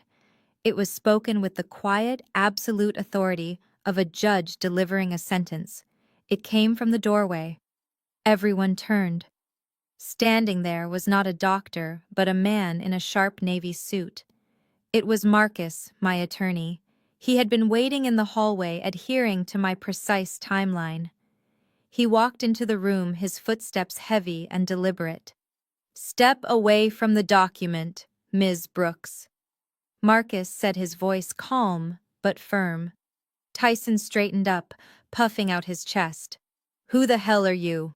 This is a private room. Get out. I am Dr. Gabrielle's legal counsel. Marcus replied, not breaking stride. And I am here to ensure that no fraudulent activity takes place on official state documents. Fraudulent, Desiree scoffed, clutching the clipboard to her chest. Signing my own son's birth certificate is not fraud. You people are crazy. Gabby, call off your dog. I stepped forward, moving between Marcus and the bed. I looked down at my sister. Actually, Desiree, I said, Marcus is right. If you sign that line, you are committing perjury. And since we are already dealing with theft and adultery, I would hate to add a felony to your record on the day you gave birth.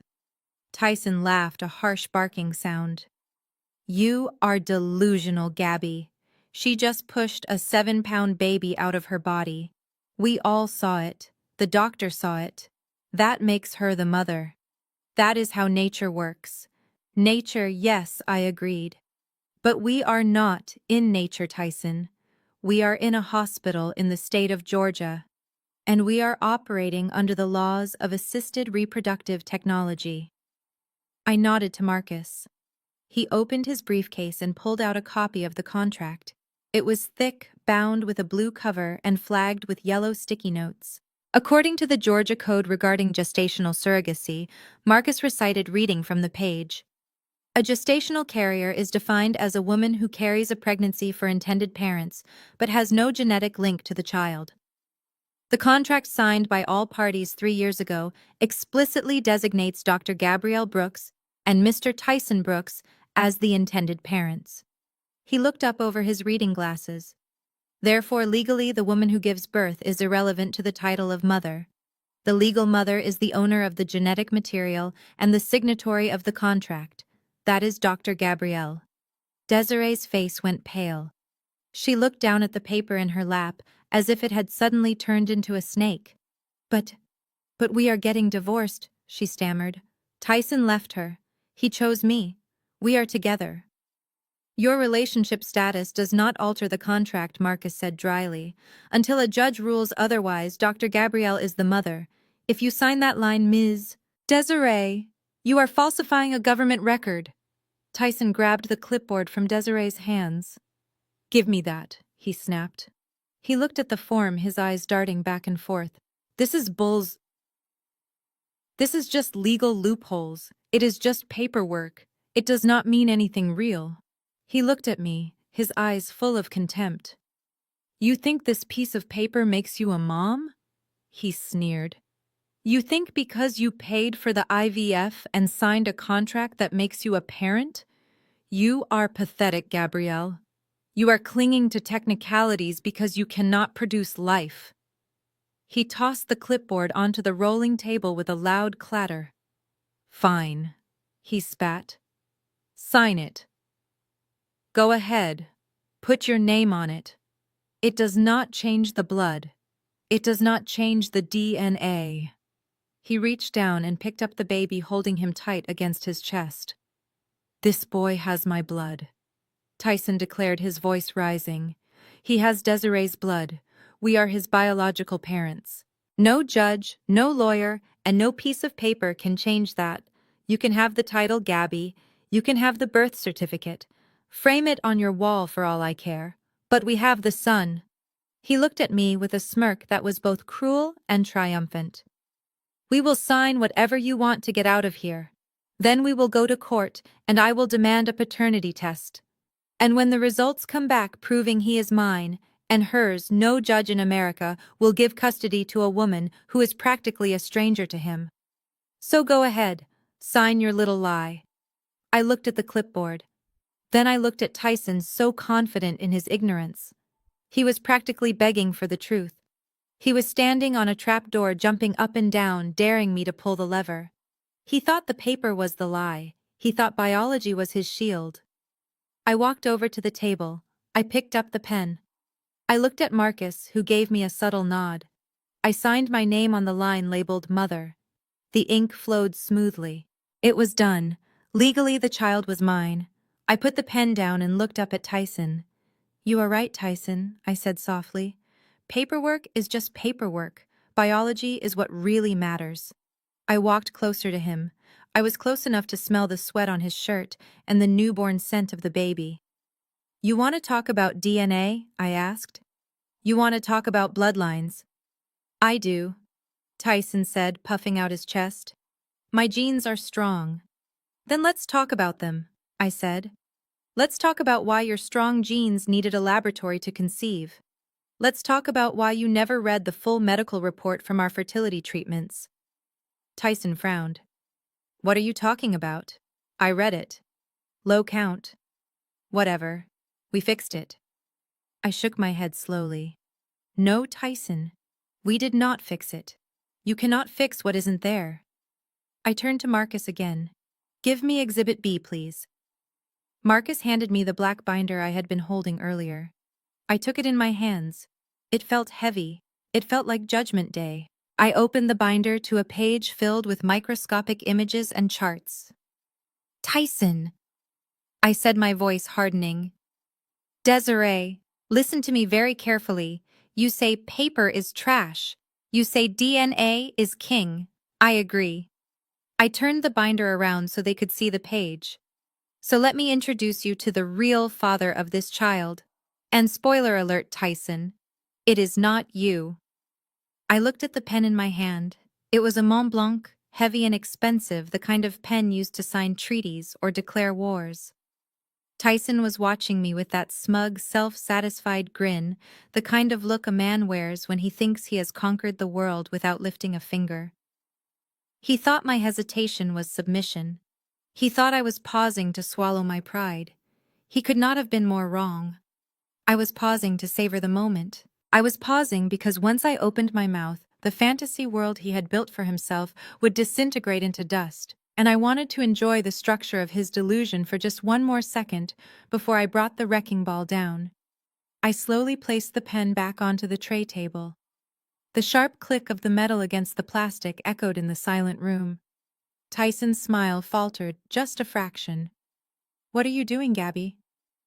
Just sign it so we can get this over with. The nurse is waiting.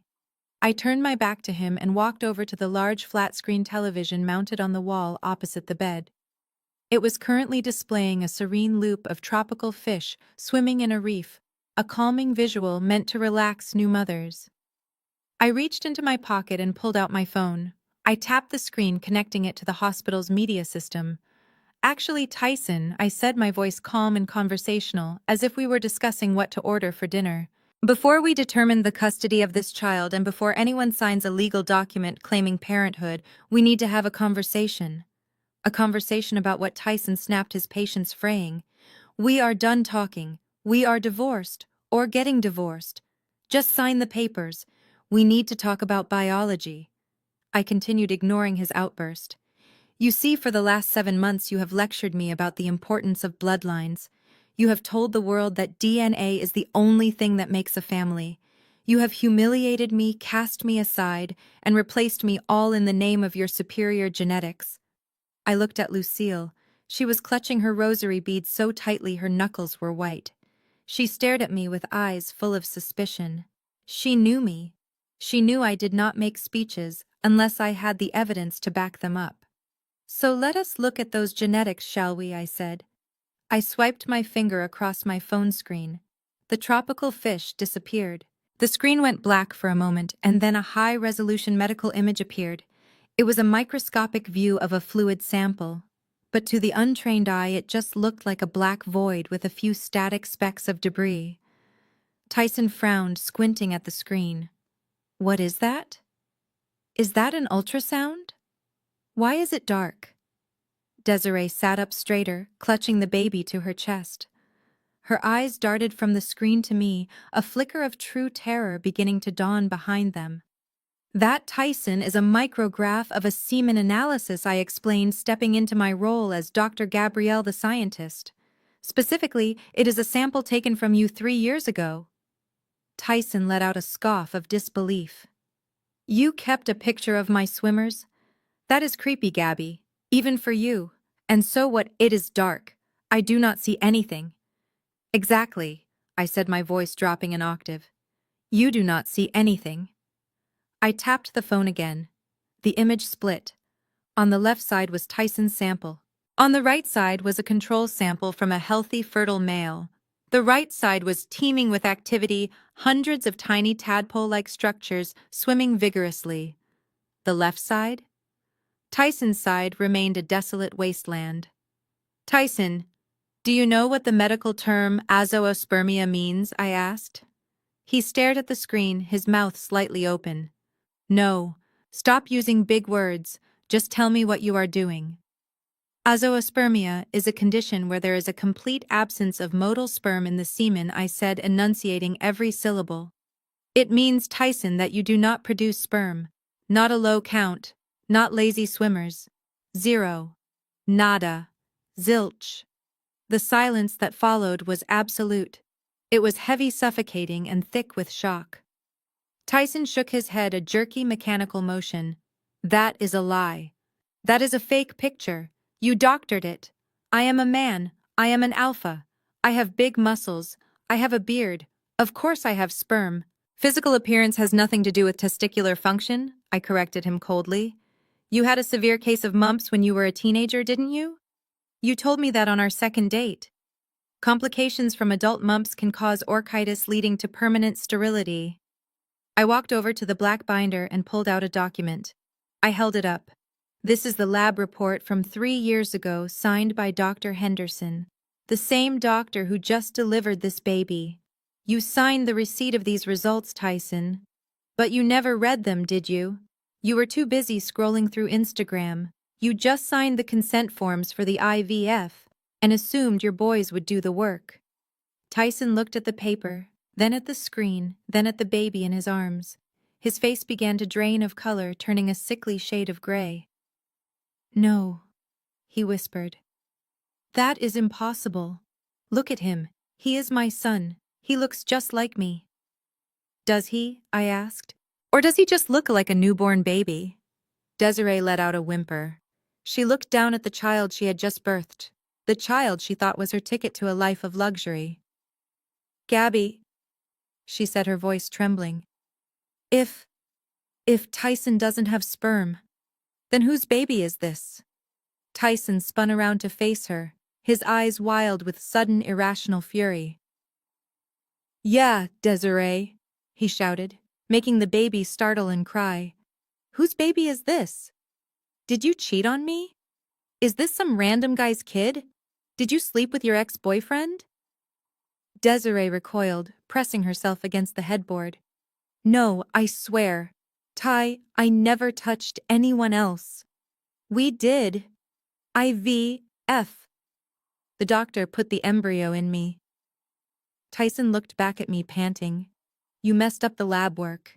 You switched the samples. You are trying to trick me because you want to steal him. I sighed. It was a sound of pure exhaustion.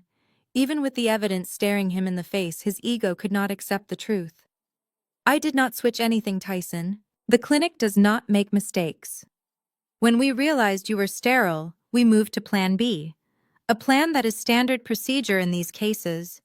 We used a sperm donor. A donor? Tyson choked out the word like it was poison. You used another man to get my wife pregnant. She is not your wife, Tyson, I reminded him. She is your sister-in-law. And yes, we used a donor. I swiped the phone screen again. A new profile appeared. It was a headshot of a man.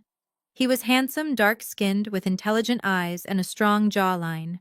Next to his photo were his credentials: PhD in aerospace engineering, former collegiate athlete, IQ of 140, height 6'3", clean medical history, meat donor 4582, I introduced.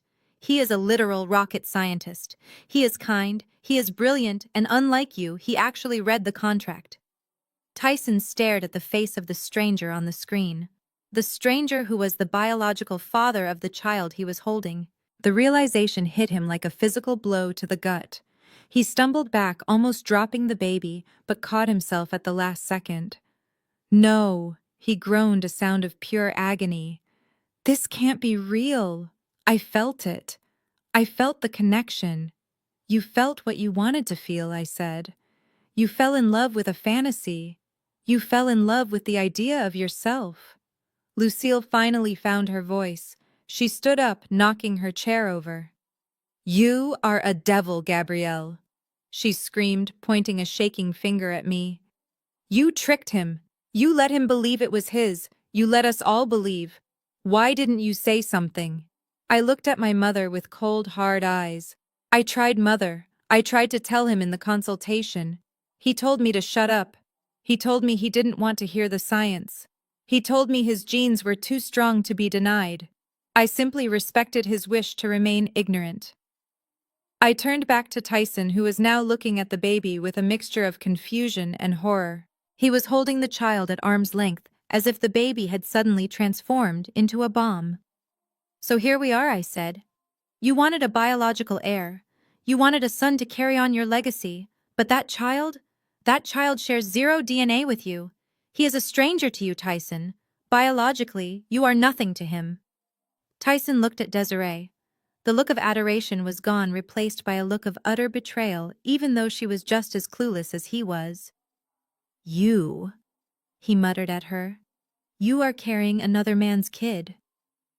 It is your sister's kid, Desiree shrieked. It is Gabby's egg. Ah, yes, I said. Let's get to that part. I took a step closer to the bed. Desiree, do you remember the week of the egg retrieval? You were smoking a pack a day. You were drinking wine to calm your nerves. Your ovarian reserve numbers were in the toilet. Desiree's mouth opened and closed, but no sound came out. We could not use your eggs, I said simply. They were not viable. They were toxic. So once again I stepped in to save the day. I underwent the retrieval. I provided the eggs. I gestured to the baby, who was now crying loudly, sensing the tension in the room. That child is made of my egg and the donor's sperm. I am the biological mother. I am the legal mother. And you, Desiree, you were just the rental car we used to drive him here. The room spun. I could see it in their eyes. The floor had dropped out from under them. Tyson looked at the baby, then at the donor on the screen, then at me. He looked at the birth certificate on the table, the one I had just signed. He realized with a dawning horror that he had destroyed his marriage, his reputation, and his financial future for a child that did not belong to him with a woman who was nothing more than a vessel for his ex-wife's baby. I walked over and gently but firmly took the crying baby from Tyson's limp arms. He did not fight me. He was too weak. He was paralyzed by the magnitude of his own stupidity. I held my son close, smelling his head, feeling the warmth of his body. He quieted down almost immediately. "Hush now," I whispered to the baby. "Mommy is here, the real mommy." I looked up at the three of them, my mother, my sister, my husband. They looked like statues in a museum of failures.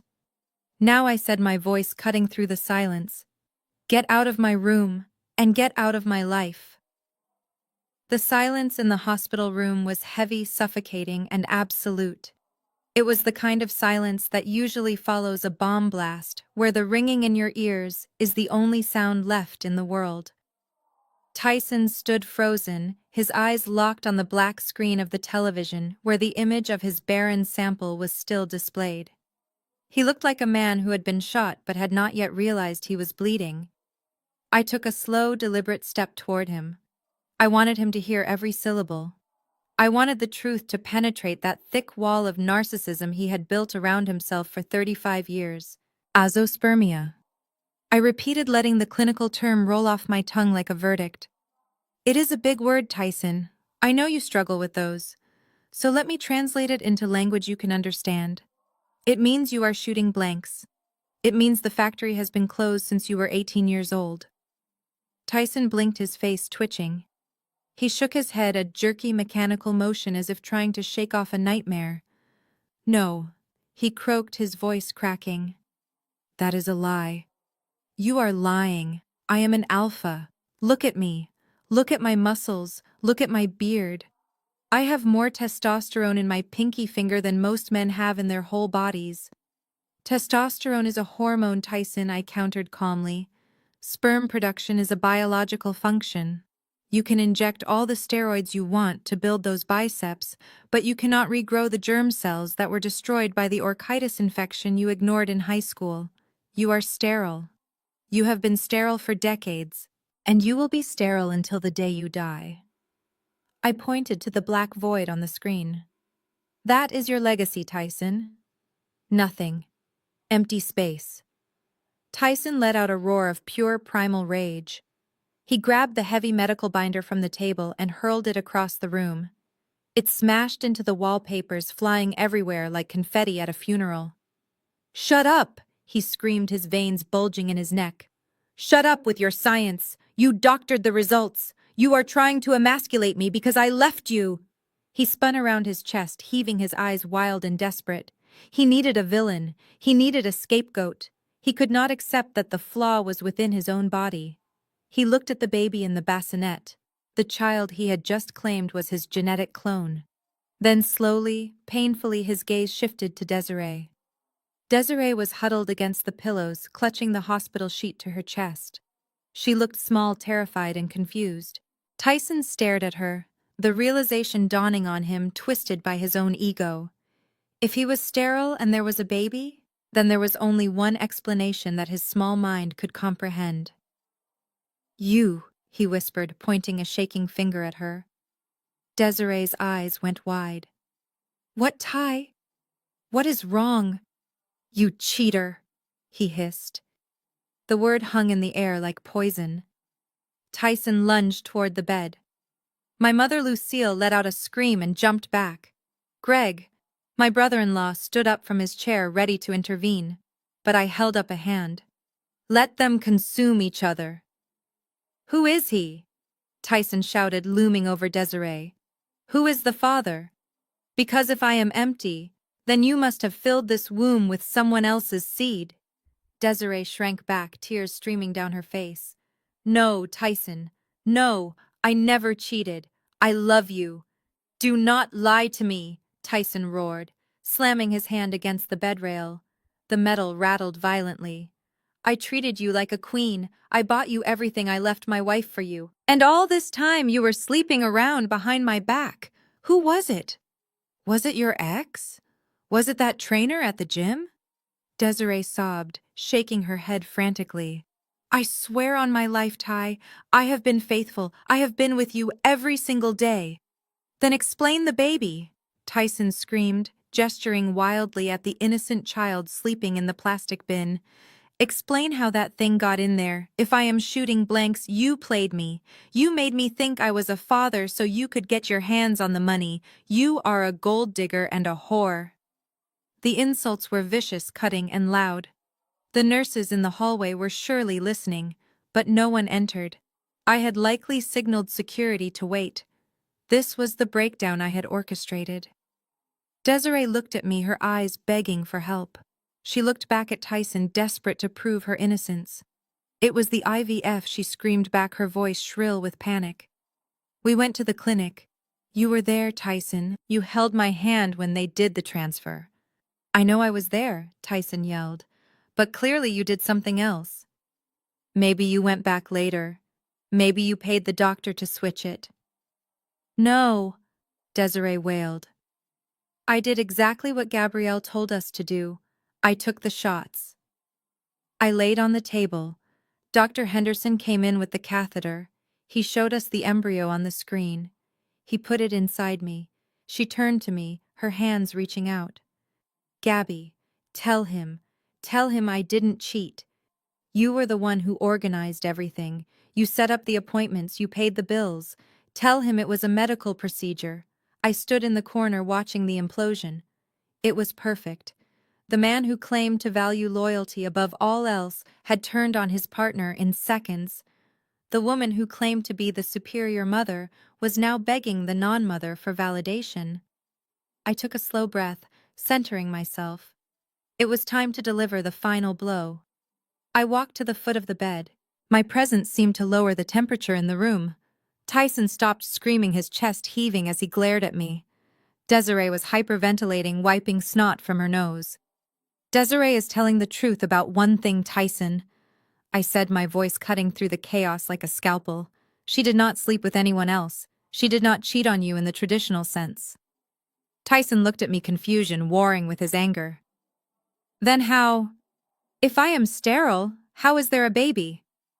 I looked at him with a pity that was far worse than hatred. Because, Tyson, you are not the only person involved in this equation. You seem to forget how IVF works. It requires an egg and a sperm. I walked over to the bassinet and looked down at the baby. When we received your diagnosis 3 years ago, I had a choice to make, I continued. I could have told you the truth. I could have told you that your dream of a biological legacy was dead. But I knew you. I knew your ego is as fragile as glass. I knew you would spiral. I knew you would feel less like a man. I looked up at him. So I protected you.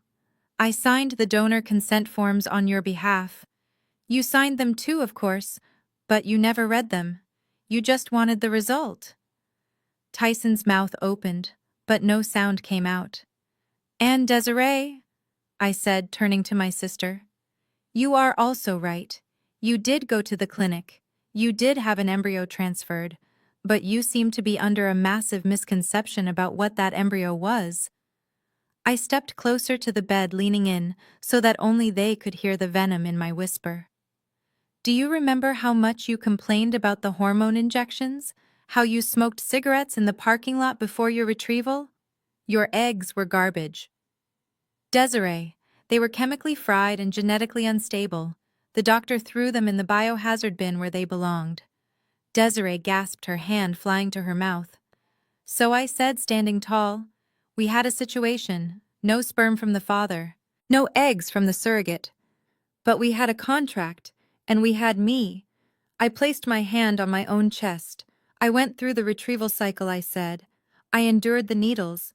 I produced 12 high-quality grade A eggs. I pointed to the baby. Dr. Henderson took my egg, my genetic material, and he fertilized it in a petri dish. But not with your dead cells, Tyson. I smiled a cold, terrifying smile. He fertilized it with a sample from donor 4582. Tyson staggered back until he hit the wall. He looked as if I had physically struck him. Donor, he whispered. Yes, I said. A donor, a stranger, a man you have never met, a man who is everything you are not. So let's recap, I said, my voice ringing with finality. Desiree, you did not provide the egg. You are not the biological mother. You are just the oven. Tyson, you did not provide the sperm. You are not the biological father. You are just the ex-husband. That baby, I said, pointing to the sleeping infant, is 100% mine. He is my flesh. He is my blood. And thanks to the paperwork you were too arrogant to read, he is solely my legal property. I looked at Tyson, who was sliding down the wall to the floor, his face buried in his hands. I looked at Desiree, who was staring at her empty stomach with horror. You wanted a baby so badly that you stole my husband and my house to get it, I said. Well, congratulations, you delivered him safely. My son is here, and now that your job is done, you are both fired. I stood next to the bassinet, my hand resting protectively on the plastic rim. The baby was sleeping now, oblivious to the fact that his very existence had just dismantled the egos of the two people who claimed to love him most. Tyson was staring at the television screen, his eyes wide and vacant, unable to look away from the profile of the man who had actually fathered this child. I tapped the screen again, zooming in on the donor metrics. Let's look at the stats, Tyson, I said, my voice cutting through the silence like a knife through silk. Since you love comparing yourself to other men, let's see how you measure up. I pointed to the height field. 6'5", I read aloud. A former collegiate linebacker turned aerospace engineer. He graduated summa cum laude from MIT. He speaks 3 languages fluently. His medical history is flawless. No history of cancer, no history of heart disease, and certainly no history of adult mumps or sterility. Tyson looked down at his own body. He was fit, yes. He spent hours in the gym sculpting his muscles to look like a superhero. But it was all vanity. It was all surface. The man on the screen was the real deal. A natural athlete with a genius-level IQ. I looked at Tyson with a cold, pitying smile. He is a literal rocket scientist, Tyson. He builds the engines that take humanity to the stars.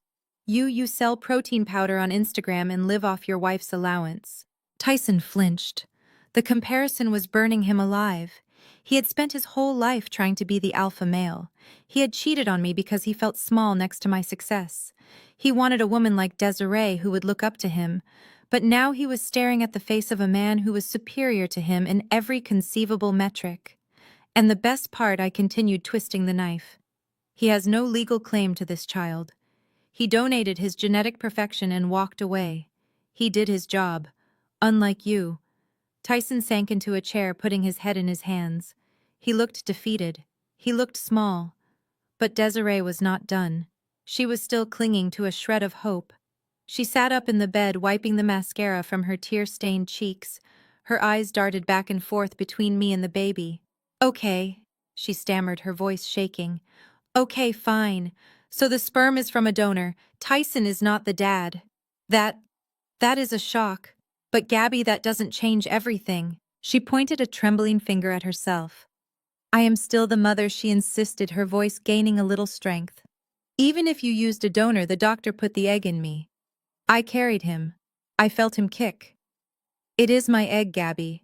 It has to be. You said my numbers were low, but you never said they were 0. I looked at my sister. The delusion ran deep. She needed to believe this was her baby, because without this baby, she was just a homewrecker with no job and no future. She needed that biological tether to secure her place in the family, and more importantly, her access to the family fortune. Desiree. I sighed, walking over to the side of the bed. I really did not want to embarrass you in front of the nurses, but you are leaving me no choice. I reached for the black binder again. I flipped past the semen analysis and stopped at the section labeled oocyte retrieval an embryology report. Do you remember the day of your retrieval procedure? I asked softly. Desiree nodded. Yes. It was awful. I was bloated. I was in pain. I remember I said.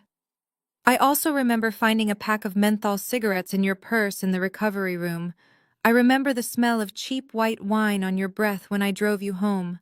I held up the report. Desiree, your follicle count was 7. That is low for your age, but not impossible. However, when Dr. Henderson went in to retrieve them, he found something very disturbing. I leaned in closer. Your eggs were dark, Desiree. They were granular. The zona pellucida, the shell around the egg, was hard and thick.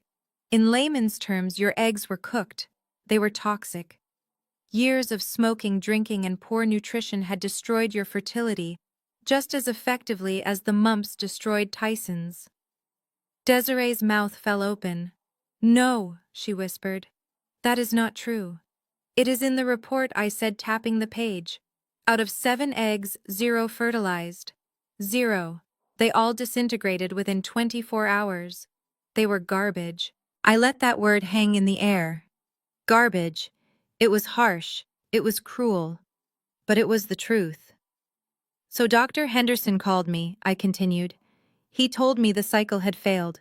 He told me we had no embryos. Desiree looked confused. But we did the transfer. I saw the picture of the embryo. Yes, I said. You saw an embryo, but you didn't ask whose it was. I stood up straight, smoothing my blazer. Fortunately for this family, one of us takes care of our body. One of us does not smoke. One of us takes vitamins. And one of us had the foresight to freeze her eggs 5 years ago, just in case. I pointed to myself. We thawed a batch of my eggs, Desiree. My eggs. The ones I froze when I was 29, and at the peak of my health. We fertilized my egg with the donor sperm. And that is the embryo Dr. Henderson transferred into your uterus. The color drained from Desiree's face so completely, she looked like a corpse. She looked down at her stomach at the stretch marks at the empty space where the baby had been just an hour ago. You mean, she choked out. I mean, you were just the packaging, Desiree, I said coldly. You were the shipping container. You were the Uber driver. You picked up my package and delivered it to the destination. But just because the Amazon driver drops off a box, it doesn't mean he owns what is inside. I walked back to the bassinet and looked down at my son. My beautiful, healthy, genetically superior son. So, let's do the math. I said, my voice ringing with finality. Tyson contribution is 0%. Desiree contribution is 0%.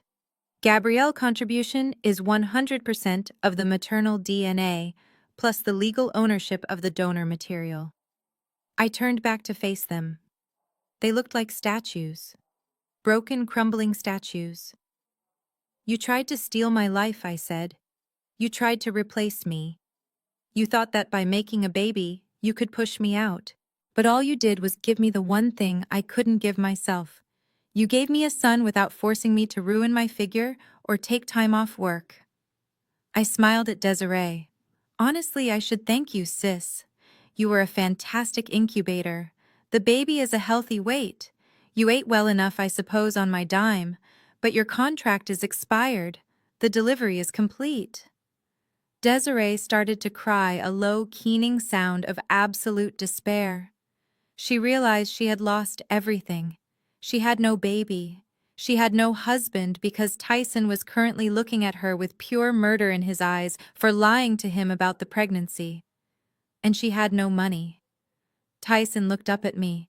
His eyes were red, filled with tears of humiliation. So he is. He is yours, Tyson asked, his voice barely a whisper. Just yours. Just mine, I confirmed. He has my eyes. He has the donor's height. And thank God he has absolutely nothing from either of you. No genetic predisposition to narcissism. No genetic marker for laziness. He is clean. I closed the binder with a loud snap. Now, I said, I believe visiting hours are over for non-family members. And since neither of you are related to this child, I am going to have to ask you to leave." "But," Desiree sobbed, "I just gave birth. I can't walk." I pressed the call button for the nurse. "I am sure the charity ward has a wheelchair," I said dismissively. "You can recover there. But this room is for the mother, and that is me." The door opened and the nurses stepped in, sensing the shift in the atmosphere. They didn't look at Tyson or Desiree. They looked at me, waiting for orders. "Nurse," I said calmly, "please escort these visitors out. They are upsetting my son. And please call security to help Ms. Brooks collect her belongings. She has been discharged from the VIP wing." As the nurses moved toward the bed, Tyson stood up. He looked at me one last time. There was no fight left in him. He looked at the baby, then at the door. He realized he had walked into a trap of his own making, and the steel jaws had just snapped shut on his leg. He turned and walked out, leaving Desiree screaming his name. I turned my back on them and picked up my son. For the first time, I felt the warmth of his skin against mine. It was not just biology. It was victory. It was justice. And it was the sweetest feeling in the world. The silence in the room was shattered by the heavy rhythmic thud of boots hitting the linoleum floor. The double doors to the VIP suite swung open with force, revealing not medical staff, but 4 uniformed officers from the Atlanta Police Department, flanked by the head of hospital security. Tyson, who was still slumped against the wall, looked up with glazed eyes. For a moment, he looked like a lost child expecting his mother to come save him. But Lucille was too busy trembling in the corner to save anyone. Officer Jenkins, a man whose presence filled the doorway, stepped forward. He held a warrant in his hand. "Tyson Brooks," he announced, his voice booming in the confined space. "Please stand up and place your hands behind your back." Tyson blinked, his brain struggling to process the rapid shift from celebrating fatherhood to facing incarceration. "What?" he stammered, struggling to his feet. "You cannot arrest me. I am in the hospital. My wife just had a baby." "Actually," I corrected from across the room, my voice cool and detached. "Your ex-wife just took possession of her property, and the woman in the bed is merely a breached contract." Officer Jenkins ignored Tyson's protests. "You are under arrest for 18 counts of wire fraud, identity theft, and grand larceny. We have evidence suggesting you have misappropriated over $2 million in assets, in addition to the $50,000 you attempted to charge to a stolen credit card this week." Tyson's face turned an ashen gray.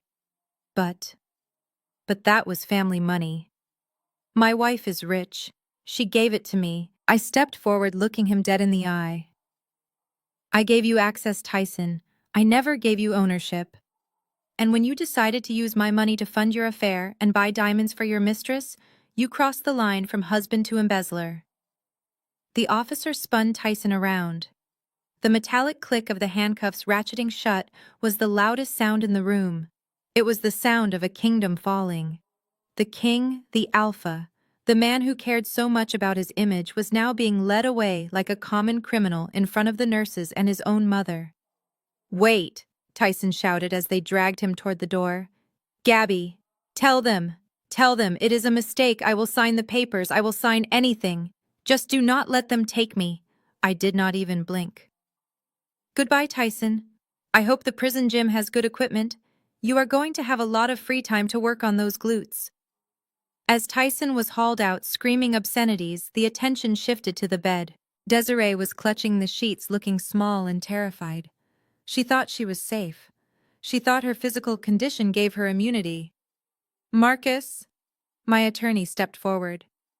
He did not have handcuffs, but he held something far more damaging to Desiree's future. "A lawsuit," Desiree Brooks, Marcus said, placing a thick envelope on her bedside table. "You are being served with a civil suit for breach of contract, gross negligence, and endangerment of a fetus." Desiree's eyes widened. "Breach of contract? I delivered the baby. I did my job." "You delivered the baby?" "Yes," Marcus agreed, adjusting his tie. "But you violated the morality and health clauses of the gestational carrier agreement." He pulled out a tablet and tapped the screen. We have video evidence from the security cameras in Dr. Gabrielle's home, as well as credit card receipts proving that you consumed alcohol and tobacco products throughout the second and third trimesters. You also skipped mandatory prenatal vitamins and engaged in high-risk behaviors that resulted in your emergency hospitalization. Desiree looked at me, her mouth gaping. You watched me. It was my house, Desiree, I said simply. And my baby. Did you really think I would not keep an eye on my investment? Marcus continued, his voice devoid of sympathy. Due to these violations, you have forfeited the $50,000 surrogacy fee. Furthermore, you are now liable for all medical expenses incurred due to your negligence, which currently total around $80,000. Desiree let out a high-pitched wail. 80,000! I do not have that kind of money. Tyson has all the money, Tyson has nothing. I reminded her. And now neither do you. You are destitute, Desiree. You have no job, no skills, and a massive debt to the sister you tried to destroy. I turned away from her sobbing form. She was no longer my concern. She was a liability I had liquidated. I walked over to the bassinet. The baby was fussing, his tiny fists waving in the air, his cry escalating into a distress signal. He could feel the chaos in the room. He could feel the negative energy radiating from the people who had claimed him but did not know him. I reached down. My hands, usually so steady with a pipette or a microscope, trembled slightly. This was the moment. The biology I had championed, the science I had relied on, it all came down to this. I lifted him up. He felt heavy, solid, real. I pulled him against my chest, his head resting right over my heart. Shh, I whispered, swaying gently. It is okay. I am here. Almost instantly, the crying stopped. His breathing slowed. He settled into the curve of my body, as if he had been made to fit there. Because he was. He knew my scent. He knew the rhythm of my heartbeat, the same rhythm that was coded into his own DNA. The connection was electric. It wasn't the fake performative bond Tyson had tried to force. It was ancient. It was cellular. See? I said softly to the room. He knows. He knows who he belongs to. Suddenly a movement from the corner caught my eye. Lucille, my mother, who had been frozen in shock since the handcuffs clicked on Tyson, now lunged forward. She looked desperate, her eyes fixated on the baby in my arms. Gabrielle, she gasped, reaching out her hands. Let me hold him. Let me see my grandson. She moved to touch the blanket to claim her stake in this new life, hoping that the title of grandmother would save her from the wreckage. I took a sharp step back, shielding the baby from her grasp. Do not touch him, I hissed. Lucille stopped, looking hurt. Gabrielle, please. I am his grandmother. He is family. He is the only boy. You cannot keep him from me. I looked at the woman who had told me to my face that I was cold. The woman who had taken my necklace and given it to Desiree. The woman who had tried to blackmail me for $50,000 just yesterday. Grandmother? I repeated the word, tasting like ash in my mouth. You lost that title the moment you chose a side. Lucille's lip quivered. I did not choose sides. I just wanted what was best for the family. I wanted Tyson to be happy. I wanted Desiree to have a purpose. You wanted a winner, I corrected her. You bet on Tyson because you thought he was the alpha. You bet on Desiree because you thought she had the womb. You bet against me, mother. You bet against the daughter who paid your mortgage, who fixed your hips, who kept this family out of the gutter for a decade. I looked down at my son sleeping peacefully against my silk blouse. You told me I was barren. I reminded her, my voice rising. You told me my womb was cold. You said I was just an ATM machine. Well, guess what, Lucille? This ATM is out of order. And this baby, he is not your grandson. What do you mean? Lucille cried. He is your son. That makes him my blood. He is my blood, I said firmly. But family is more than blood. Family is loyalty. Family is protection. You failed at both. I turned toward the door, signaling the security team. You stood by and watched them humiliate me, I said. You encouraged them. You laughed when they kicked me out of my own house. You were complicit in the theft of my life. I walked past her, holding my head high. You claimed you wanted a grandson to carry on the legacy. Well, his legacy will be one of strength, intelligence, and integrity. Things he will never learn from you. Gabrielle. Lucille screamed, falling to her knees in the middle of the room. Do not do this. Do not leave me alone. I have nobody. I stopped at the doorway and looked back one last time. Desiree was weeping into her pillow. Tyson was gone. Lucille was kneeling on the floor, a broken woman in a Chanel suit I had paid for. You have exactly what you deserve, Mother, I said. You have your golden child. You have your memories. But you do not have us. I turned and walked out into the hallway, the baby secure in my arms. The air in the corridor was cool and clean. I felt lighter than I had in years. I had walked into that hospital with a husband, a sister, and a mother. I was walking out with a son and a future. The ledger was balanced. The debt was paid. And for the first time in my life, I was free. The tarmac at the private airfield was shimmering in the mid-morning heat, but inside the climate-controlled cabin of the Gulfstream G650, the air was cool and smelled faintly of fresh leather and orchids. I adjusted the silk blanket around my son Justice, who was sleeping soundly in the bassinet secured to the seat next to me. He was 1 month old today. His skin was flawless, his breathing steady, and his future completely unburdened by the toxicity of the people who had tried to claim him. I looked out the window at the Atlanta skyline one last time. From this height, the city looked peaceful, organized. But down on the ground amidst the concrete and the noise, 3 lives had completely unraveled in the wake of my departure. My attorney Marcus had sent me the update briefing this morning. I read it with the dispassionate interest of a CEO reviewing a quarterly loss report. Tyson was currently residing in a 6x8 cell at the Fulton County Jail, awaiting a bond hearing that kept getting postponed. It turned out that when you commit identity theft against a high-profile medical professional and attempt to defraud a bank, the legal system takes it personally. The man who had obsessed over his appearance, who needed to be the alpha in every room, was now wearing a generic orange jumpsuit that did not fit. There were no mirrors in his cell, no protein shakes, no adoring fans, just the cold, hard reality of the law. His lawyer, a public defender because he could no longer afford private counsel, had advised him to plead guilty to reduce the sentence from 20 years to 10. Tyson Brooks, the man who wanted a legacy, had found one. He was now inmate number 94,820. Desiree had learned a harsh lesson about the internet. It gives, but it also takes away with brutal efficiency. After the truth about the surrogacy and the fraud came out, the online mob that she had weaponized against me turned on her. The GoFundMe was shut down for terms of service violations, and the platform was suing her to recover the donations. She had been evicted from her apartment. The last I heard, she was staying on a friend's couch in the suburbs, terrified to show her face in public because people recognized her as the woman who tried to steal her sister's baby. She had lost her reputation, her money, and her sister. She was exactly where she started, only this time she had no one to bail her out. And then there was Lucille.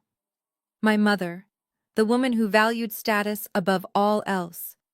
The for sale sign was planted in the front yard of the house I had paid off for her years ago. She had to sell it to cover the legal fees for Tyson and the debts she had secretly accrued trying to maintain her lifestyle without my allowance.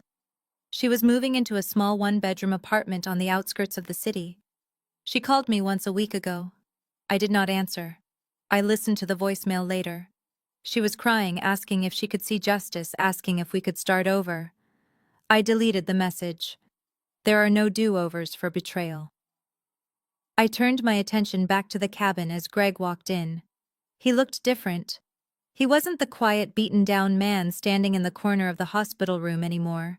He was wearing a tailored suit, carrying a tablet, and walking with the confidence of a man who had finally found his backbone. "We are all set for takeoff, Dr. G," Greg said, smiling as he sat in the seat across from me. The pilot says it is clear skies all the way to Paris. I have already set up the meetings with the European Medical Board. They are very excited about your research. Thank you, Greg, I said. And thank you for handling the transition. I had hired Greg as my new chief legal officer. He had divorced my older sister Lucille's other daughter 3 days after the birth. He told me he couldn't stay in a family that treated people like commodities.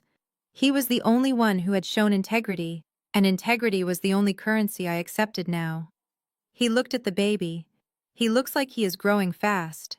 He is, I said, stroking Justice's cheek. He is strong. Greg hesitated for a moment. Do you ever miss them? The family. I looked out the window as the engines began to whine, increasing in pitch. I thought about the question. Did I miss the noise? Did I miss the constant demands for money? Did I miss the feeling of being used? No, I said honestly. I do not miss the people. I mourn the idea of them.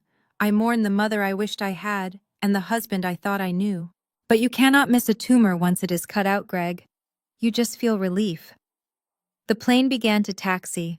I felt the gentle push of momentum. We were leaving. I was taking my son to a place where his last name would command respect, not ridicule. I was taking him to a world where love was an action, not a transaction. As the wheels lifted off the runway, the ground fell away. The heavy gravity of Atlanta, the weight of the lies and the manipulations simply vanished. We were airborne. I looked at Justice. He opened his eyes, blinking in the sunlight streaming through the window. He had my eyes, clear, sharp, and full of life. He would never know Tyson.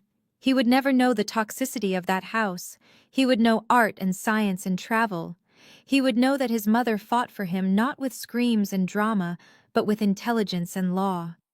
I raised a glass of sparkling water to Greg. To new beginnings, I said. To Justice, Greg replied, clinking his glass against mine. I leaned back in the soft leather seat, watching the clouds rush by. They had tried to break me. They had tried to strip me of my assets, my dignity, and my child. They thought that because they were loud, they were strong. They thought that because I was quiet, I was weak. But they forgot the most important rule of nature. The storm does not announce itself with insults. It just strikes. And when it passes, only the strong structures remain standing. I was still standing. My empire was still standing. And my son was safe in my arms. The voiceover played in my head the final caption to the closing chapter of this long, painful book.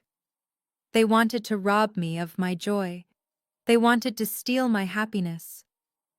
But they forgot one fundamental truth. You cannot steal what was never yours to begin with. And you cannot occupy a throne you do not have the class to sit on. I closed my eyes and let the jet carry us toward the horizon. The game was over. And for the first time in a long time, I had won everything.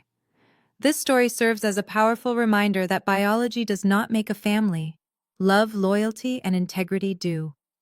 Dr. Gabrielle's journey teaches us that financial independence is a shield, but self-worth is a sword. We must learn to recognize when the people we love are dragging us down and have the courage to cut the cord, no matter how painful it may be. The most toxic people in your life can sometimes be your own blood relatives. True peace comes when you stop trying to buy their love and start investing in your own future. If you have ever had to cut off a toxic family member to save your own peace, let me know in the comments below. It is a hard road, but you are not alone. If this story of justice and vindication resonated with you, please hit the like button and subscribe to the channel. Share this video with someone who needs to be reminded that their value is not determined by how much they give to others. Thank you for watching, and remember, the best revenge is living a life so successful that they can only watch from a distance. Stay strong.